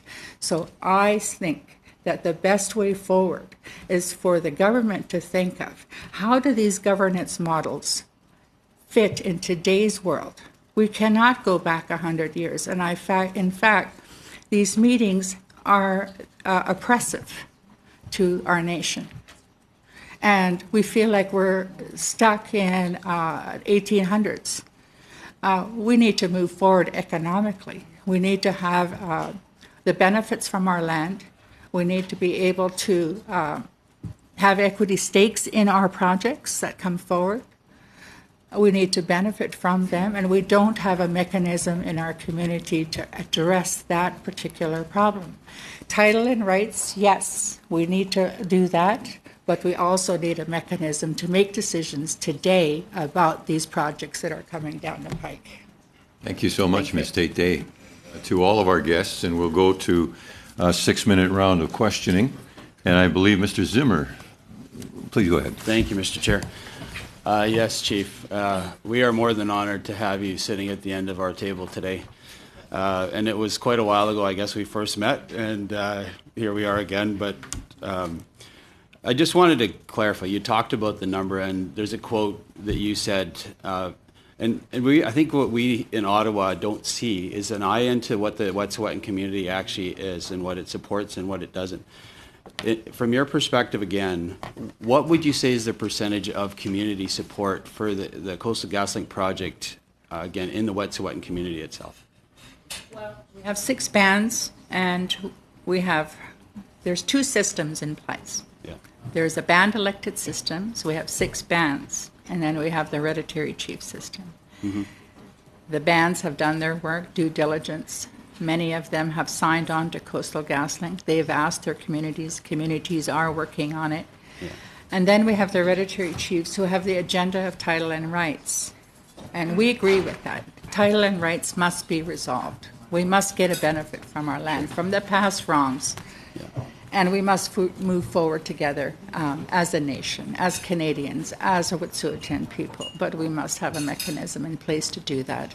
Sure. What would the percentage be again, Chief? What would the percentage be in the community? What would you say roughly? I would say about 80% of our people, based on a survey that was done within the largest community, that was Wet'suwet'en community. And the rest of the 6 communities have agreements. Well, all of the communities have agreements with Coastal GasLink. Right. So we feel like we've been hijacked by the protesters who have their own agenda on this. And this was not driven by the hereditary chiefs, as I heard earlier. Right. The protesters have their own agenda, and they've used our people to advance their agenda, and really, I think, to landlock gas and oil in this country. Mm-hmm.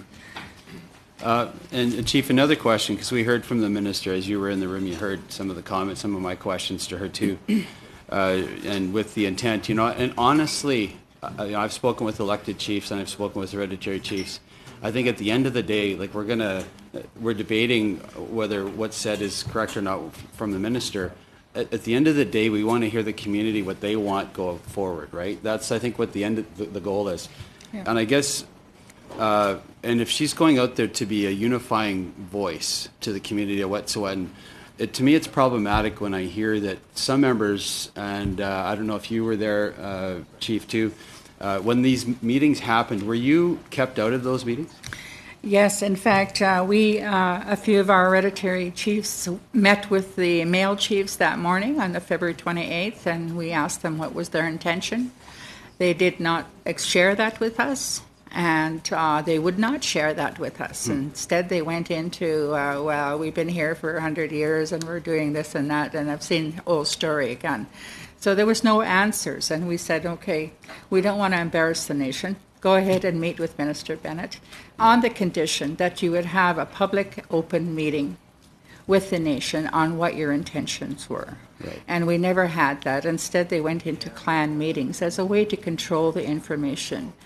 Right. We do have clan meetings, but that's not the end all, because our nation does not exist in a little community here and there. Our nation are everywhere, in Ottawa, Vancouver, in all parts of the country. Sure. And every one of our nation members has a voice and has a say on their future. And this has not been the case, and we have not had that ability. Have you seen this document that was made, again, supposedly by the Wet'suwet'en community? No, that was I the haven't. agreement between the minister and the Wet'suwet'en. Have you seen the document? No, I haven't seen the document. I've asked for the document, and they say I have to go to a clan meeting. Well, I'm busy. I cannot attend a clan meeting. I said I can read and write. I can look at the document, and yet I'm not able to get the document. Yeah. So I don't know. And for members that have gone to these committee meetings, I've asked, what was the outcome of that meeting? I don't really understand. It's the hereditary chiefs who are talking, and I really don't understand what was decided. So there needs to be a process where people can understand what is being said. And there needs to be in that ebb and flow. You cannot just have a meeting and people don't understand what's being said or done. Right. So, My I haven't hope- seen it. Sorry, Chief. My hope is that I saw you ask the minister directly to have a meeting Yes, I did. with the entire community. My hope is that she honors your request, being a Wet'suwet'en chief yourself, and a long history in the community as a community builder there. My hope is that she will take you up and have that collective meeting with every member of the Wet'suwet'en community, and you get the issues resolved. Again, Well, we want what's best for you, Teresa. I'm hoping that I could have that meeting with the minister to inform her that what has happened is really a division of our nation. Because the band chiefs have been left out. The rest of the communities have been left out. We cannot be dictated to by a group of 5 guys. We agree on the title and rights as a principle and as a way forward. But let's put that over here for work to do. Okay? But we still don't have a mechanism that is involving every member of our nation. And that's what I'm concerned about. My husband is Taltan, and they have a mechanism in place where everyone has a say about a project. And we're looking at an economic project. We need to make decisive decisions, and we need a process to have that, make those decisions. Thank you. We're right at time there. We'll go to our Thank you. next questioner, Mr. Jaime Batiste. Hello, Professor Burrows. It's good to see you, even through this angle, and I've really appreciated over the years your books and articles, and I thought they've been very insightful during my legal education. I'm going to ask you a question that I know that you could do an entire course semester on, but I'm going to ask you to do it in 5 minutes, and then if you would like to add written submissions on top of that for this committee, I'd appreciate that. But at the heart of this matter is the Delgamu case in 1997, and I'd really like you to give a short description of what was Delgamu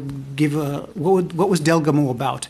But in the absence of, for 23 years, our courts and our negotiations not being able to resolve matters, do you have recommendations on how the government can create a mechanism whereby we ensure inherent and treaty rights implementation moving forward in a fair and just way?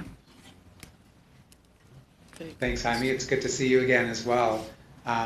Great question. The Delgamuuk decision decided that there was title that would be recognized in a national group, and the content of that title would be fee simple-like, that as the Silcotin case showed, that there would be beneficial interest in the land that the First Nation would exercise, and those activities would not be limited to traditional activities. They would include the surface and the subsurface rights.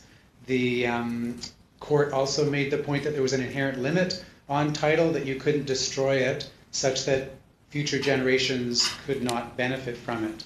And so the Delgamuukw case set the table for the Silcotin case to recognize this broad interest in a national group as has been described.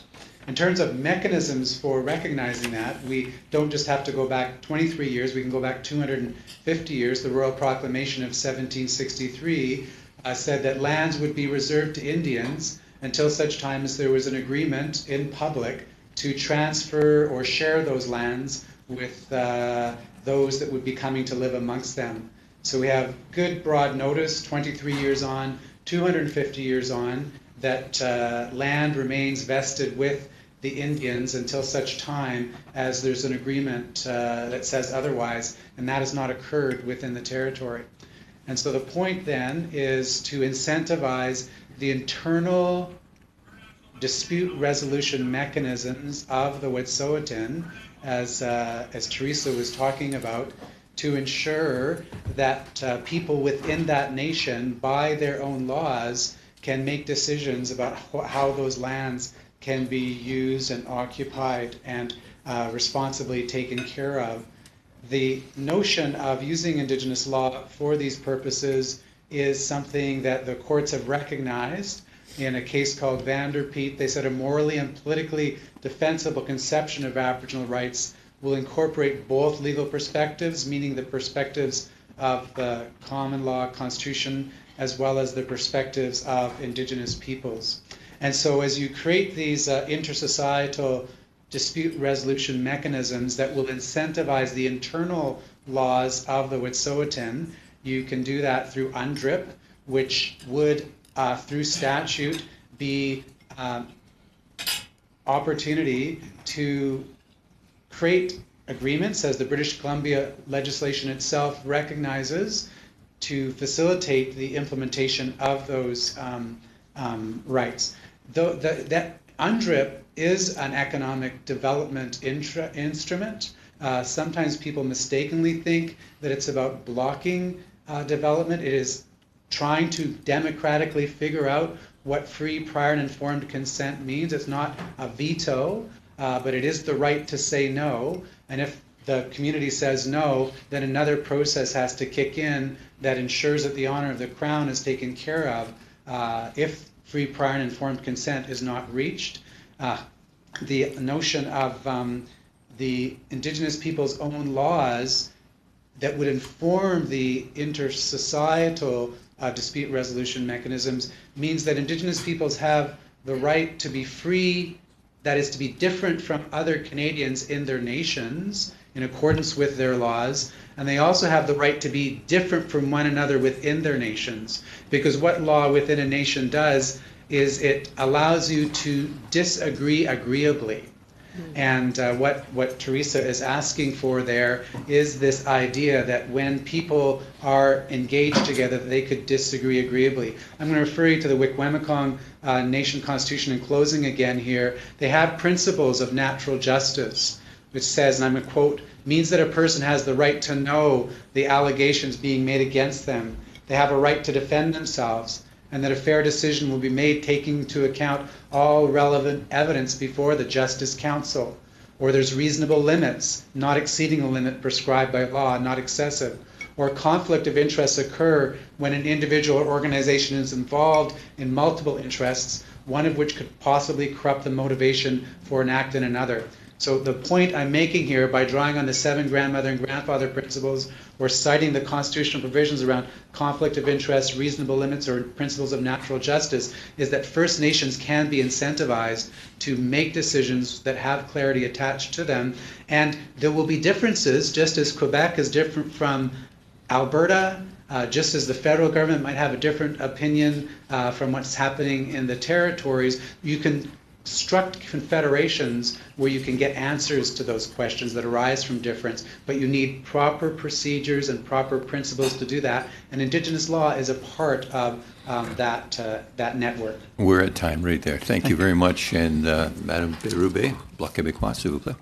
Monsieur Cardinal, en premier. Mr. Cardinal, first of all, I wanted to thank you for your comments. We cannot change the past, of course, but we can certainly approach the future differently. I think this crisis should not be wasted. We need to understand the errors of the past so we do not repeat them. Mr. Cardinal, in your view, how can we avoid wasting this crisis? What could have been done to prevent it? What are the root causes of it? Thank you. Yes, we do have to draw lessons from it. If we don't deal with the fundamental issues of land rights and access, we will end up with more of the same. What's happening with the Wet'suwet'en is also happening in many other communities. We have to see how agreements are negotiated to recognize land rights. There are still unceded lands that have been the subject of negotiations for some 4 decades. Any agreement on the recognition of land rights would also settle the issue of internal political governance. Take Bay James, for example. There has been a modern system in place there since 1975. The Cree have a modern political and governance systems in place that takes account of traditions, for example, hunting rights, but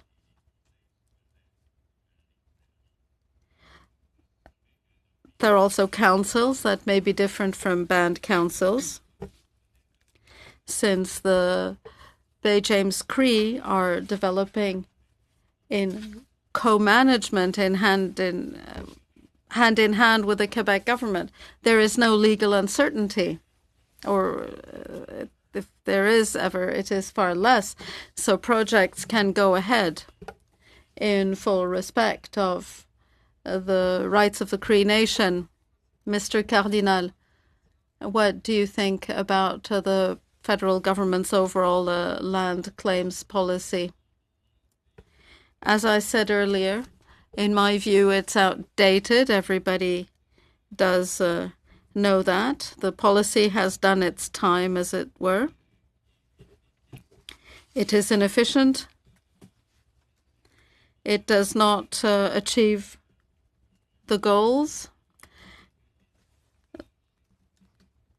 And the goals of the two parties are not the same, and the federal government is both a participant and the judge. The agreements need to recognize the rights of Indigenous nations. And treaties have to be dynamic. They have to be viewed as living instruments that can evolve.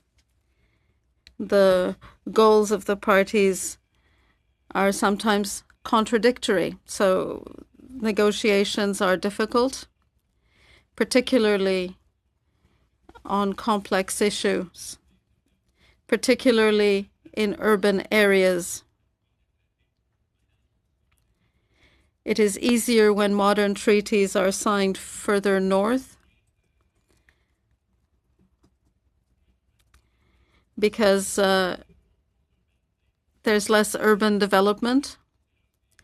But where there is a great deal of urban development, there are third parties to be taken into account, and that complicates matters. I believe the current system cannot continue, and officials who manage these programs and policies are simply applying their administrative policies.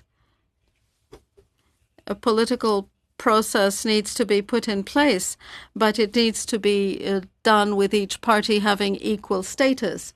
That's why an independent organization would be so useful. The independence of the process should be not only political but also legal. For example, a court that would have full knowledge of what ancestral rights are, for example, like New Zealand has put in place. Given the land claims of First Nations in Quebec, do you think that a crisis like the one we saw in BC could occur in Quebec? It might well. As I was saying, there are many areas of land that are still unceded by the First Nations. The majority of First Nations do not have treaties, and that is why they are still engaged in a land claims process. At the same time, projects are proposed, they can be challenged, and if there's no recognition of Indigenous rights, it becomes difficult for the First Nations to have their rights recognized over the territory and the land through which the project is going to pass. So that is why challenges tend to end up in court.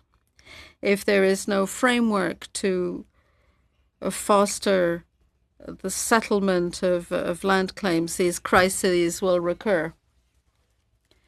Had force been used to eliminate the blockades, as some suggested, what do you think the impact of such violence would have been had there been violence?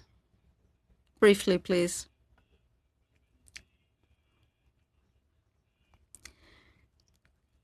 It is not a good idea to intervene through the police with force on Indigenous lands. It also engenders animosity between the First Nations and non-First Nations Canadians, and those conflicts tend to promote radicalization. So it is something that should be avoided whenever possible. Thank you. Is that 6 minutes? Yes, I'll be splitting my time with Ms. Ashton. I just wanted to start out with a question for you, Ms.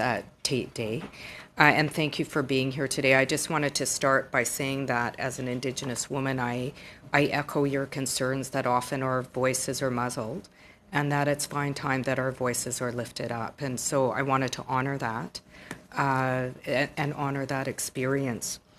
I know that you mentioned that the current relationship with the hereditary chiefs has had issues that reflect patriarchy, around the patriarchy. But as you know, the Indian Act structure is also reflective of patriarchal domination, and it continues to contain, in fact, policies that continue to violate the human rights of Indigenous women. So in stating this, I think this is my question. In stating this, do you believe the way forward is to get rid of the Indian Act and replace it with human rights contained in the United Nations Declaration on the Rights of Indigenous People? And that also includes the right to self-determination over our economic, social, and cultural development.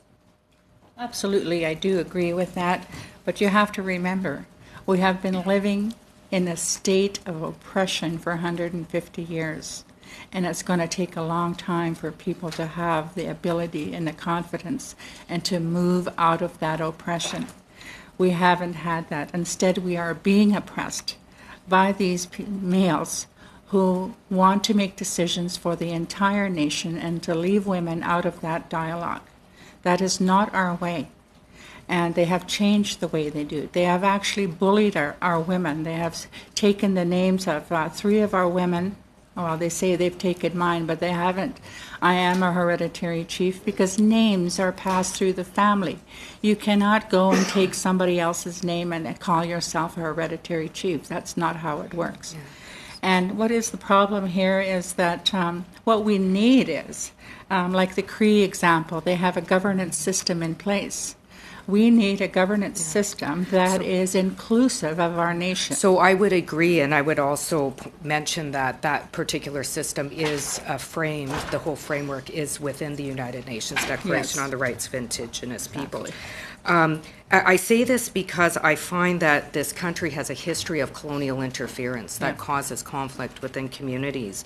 So do you think that the government should stop interfering with this process and allow the Wet'suwet'en peoples to make decisions on their own? And I say that because I'm wondering if this would have even been brought up as a motion about the hereditary chiefs if they were the ones supporting LNG, not the Indian Act chiefs. Yeah. And I see that conflict occurring. It's disturbing. I want to hear your thoughts about that. I think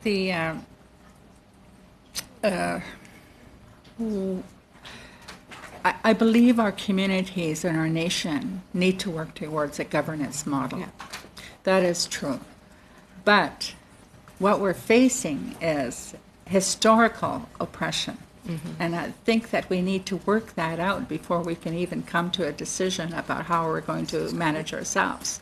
And we cannot have these males telling us that this is the way forward. We agree on Aboriginal rights and title, but it has to be a process. I totally agree, and I would say the same sort of patriarchal human rights violations needs to stop against Indigenous women in the Indian Act. I'm going to pass it over to my colleague now, Nikki Ashton. Thank you. Again, thank you to all of the witnesses that are here today. My question is to you, Dr. Burrows. Many of us have reflected on how this is a moment in history to outline the way in which the federal government has not has disrespected the issues of land and title in the specific case, but also shining a light on the way in which so many rights around land and title are still unresolved. And I'm wondering if perhaps you could reflect on how important it is for the federal government to not just get this right, but to get it right when it comes to all First Nations across this country.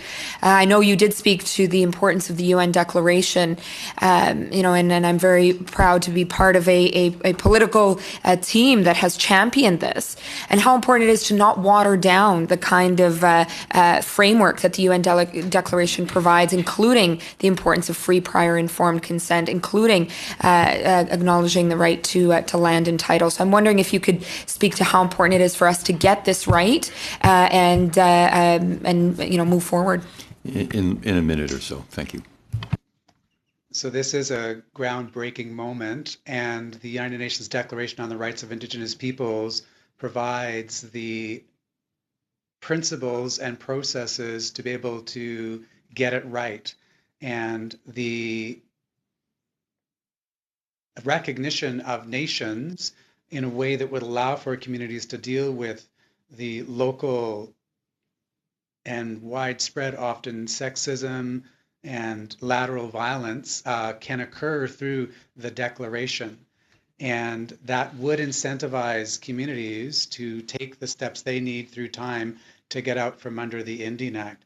It's not a threat to economic development. In fact, there will be easier ways of approaching communities if you're, rather than going to 634 bands, they consolidate their relationships with one another. There'll be a clarity that surrounds that. It's also the case that it's not just rights and title that can carry us forward as the courts have identified them. We need statutory direction as well to obligate the government to live in accordance with those principles. And so for me, that declaration is a path forward. I read an op-ed in the Globe and Mail yesterday from Brian Palliser, suggesting that the declaration could take us away from economic development. But I think the reason that we're in the circumstances that we're in is because the current law is not working. And so if we were to bring forward the human rights instrument, that would be the path forward. And I've been trying to explain that when Indigenous peoples exercise their own laws, in the case here of the Wickwemicong, there are principles and processes that guide this that are respectful and humble, truthful, brave, loving, honest, and wise. And I appreciate those examples that come to us from coast to coast to coast when Indigenous peoples can exercise their own laws. Thank you very much, and thanks to all of our very wonderful witnesses today. This was very revealing and helpful. We're going to, we have other committee business to do, and we're well over time, and some of us need to be in other places. So once again, we'll thank our witnesses today for joining us, and we'll move on in just a moment to the remainder of the committee business. Thank you.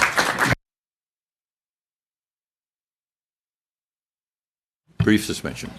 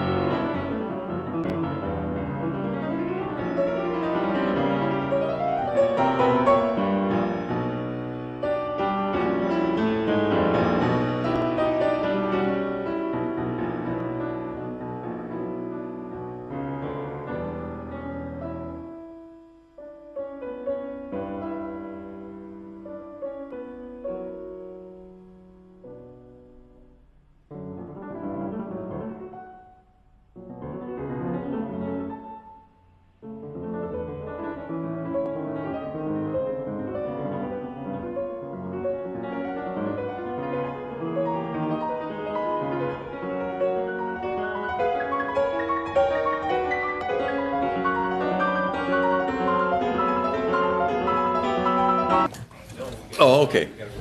All right, so let's get to committee business. As agreed with the adoption of the second report, we will proceed to committee business to discuss the future work of the committee on its studies. So, what is, yes, go ahead, Mr. Ananda Sangari. Mr. Chair, I propose, I think this was a very informative discussion today. I propose that we pause this discussion and return to the study that we had agreed to, which is on nutrition in the North. I realize that the analysts have put together some witnesses, some witness panels, so it'll be good to kind of follow up on that and continue that work. Okay, response? Yeah, just with respect, I think we have just started to see the tip of the iceberg with Chief speaking this morning, and even to have only one round of questions, I had no time. I've been former chair, so I think it warrants more witnesses, especially to hear a more fulsome conversation. Being that this is, with the exception of the collapse in the markets and the rest of it, this has been the issue of the day. And people want to hear what's being done about it. And I would propose, like we talked about 6 meetings, it went down to 1. So I think we need to do some more. I know time is short, though. If I could weigh in, we have put together a possible plan for food security. And it may be the most critical thing for the people in distant places with regard to the current situation with coronavirus, with flights changing and so on, that my suggestion is that the best thing we could do for the people that we're concerned about is to get to the food security study, because other events will take place with regard to the other conversation. And I think it's a very worthwhile conversation. I really appreciated the guests. But if you were asking me, I would want to get this.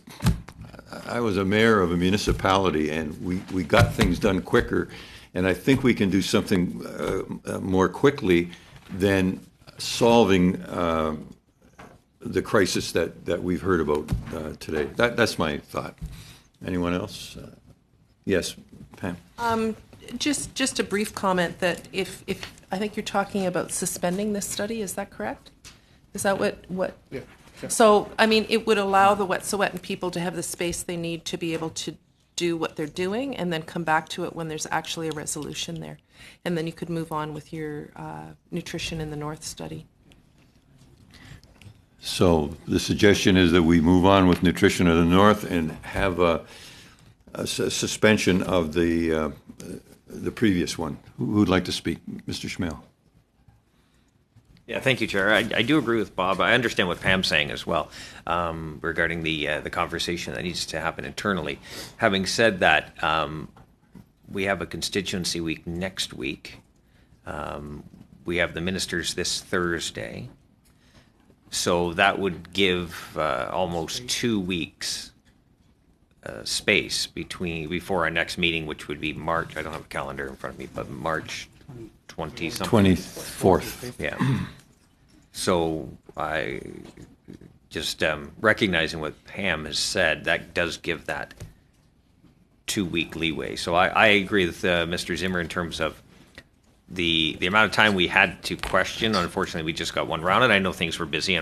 This isn't blame on anyone. And I think it was a good conversation, but I think it has to continue. Now, having said that, I guess it's up to our friends in the Bloc and NDP and what they want to, so I'd like to hear from them as well. Mm-hmm. I have a speaker's, but you go ahead, please, Mr. Zang, and then I'll get to Mr. Anand Sangri. Thank you, Chair. I just wanted to mention, I mean, I agree with suspending the study for a couple of reasons. One, I mean, even the title in itself is very divisive. And I think even the way that witnesses are being called forward is really counterproductive and divisive in terms of actually being able to, first of all, support, if we're talking about, I know a lot of people are talking about rights, the human rights of the Wet'suwet'en peoples to make decisions, self-determined decisions, that I think it's really critical that we suspend the study. I think we've heard enough. I've certainly heard enough today. Right. Thank you. Mr. Anand-Sangari. I think when this study was initially proposed, it was really as a response to what is going on, just to get an update, first and foremost, from the ministers who were involved in this, as well as some experts, and I think they all represented very well today in terms of the expert testimony that we received. There are many elements to this that we can dissect, and I think history and books will be written on what's happened in the last 4 to 6 weeks. I think the challenge for us to continue this discussion in this form and in this forum is that I think it derails from the work that this committee needs to do. There are issues that are brought up that can be addressed through perhaps public safety, could be addressed through justice, could be addressed through many other different committees. But I think for the purpose of what this committee needs to do, I think today was a very important day to highlight that. And I think the next steps for us, I'm not suggesting we fully stop it, but I think we pause it for a period of time until things are settled, and we can definitely maybe even have a brainstorm as to what elements this committee should study. Is it the issue of hereditary chiefs or overall structure of the different elements of leadership that exist that we need to respect? So I think there are other things that we could do at a later point, but at this point, I think that this particular discussion served its purpose, and let's move on to what I think are very, very critical studies that we agreed to going forward. So that's where we're at. Madame Bérubé. Suite à tous vos propos. After hearing from you, I agree. We've heard witnesses.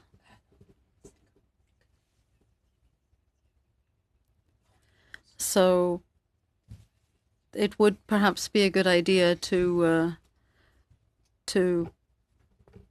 take a break from it, but we can come back if necessary. Could we agree then that we'll, seems to be what I'm hearing, that we can move on to our next study, notwithstanding the importance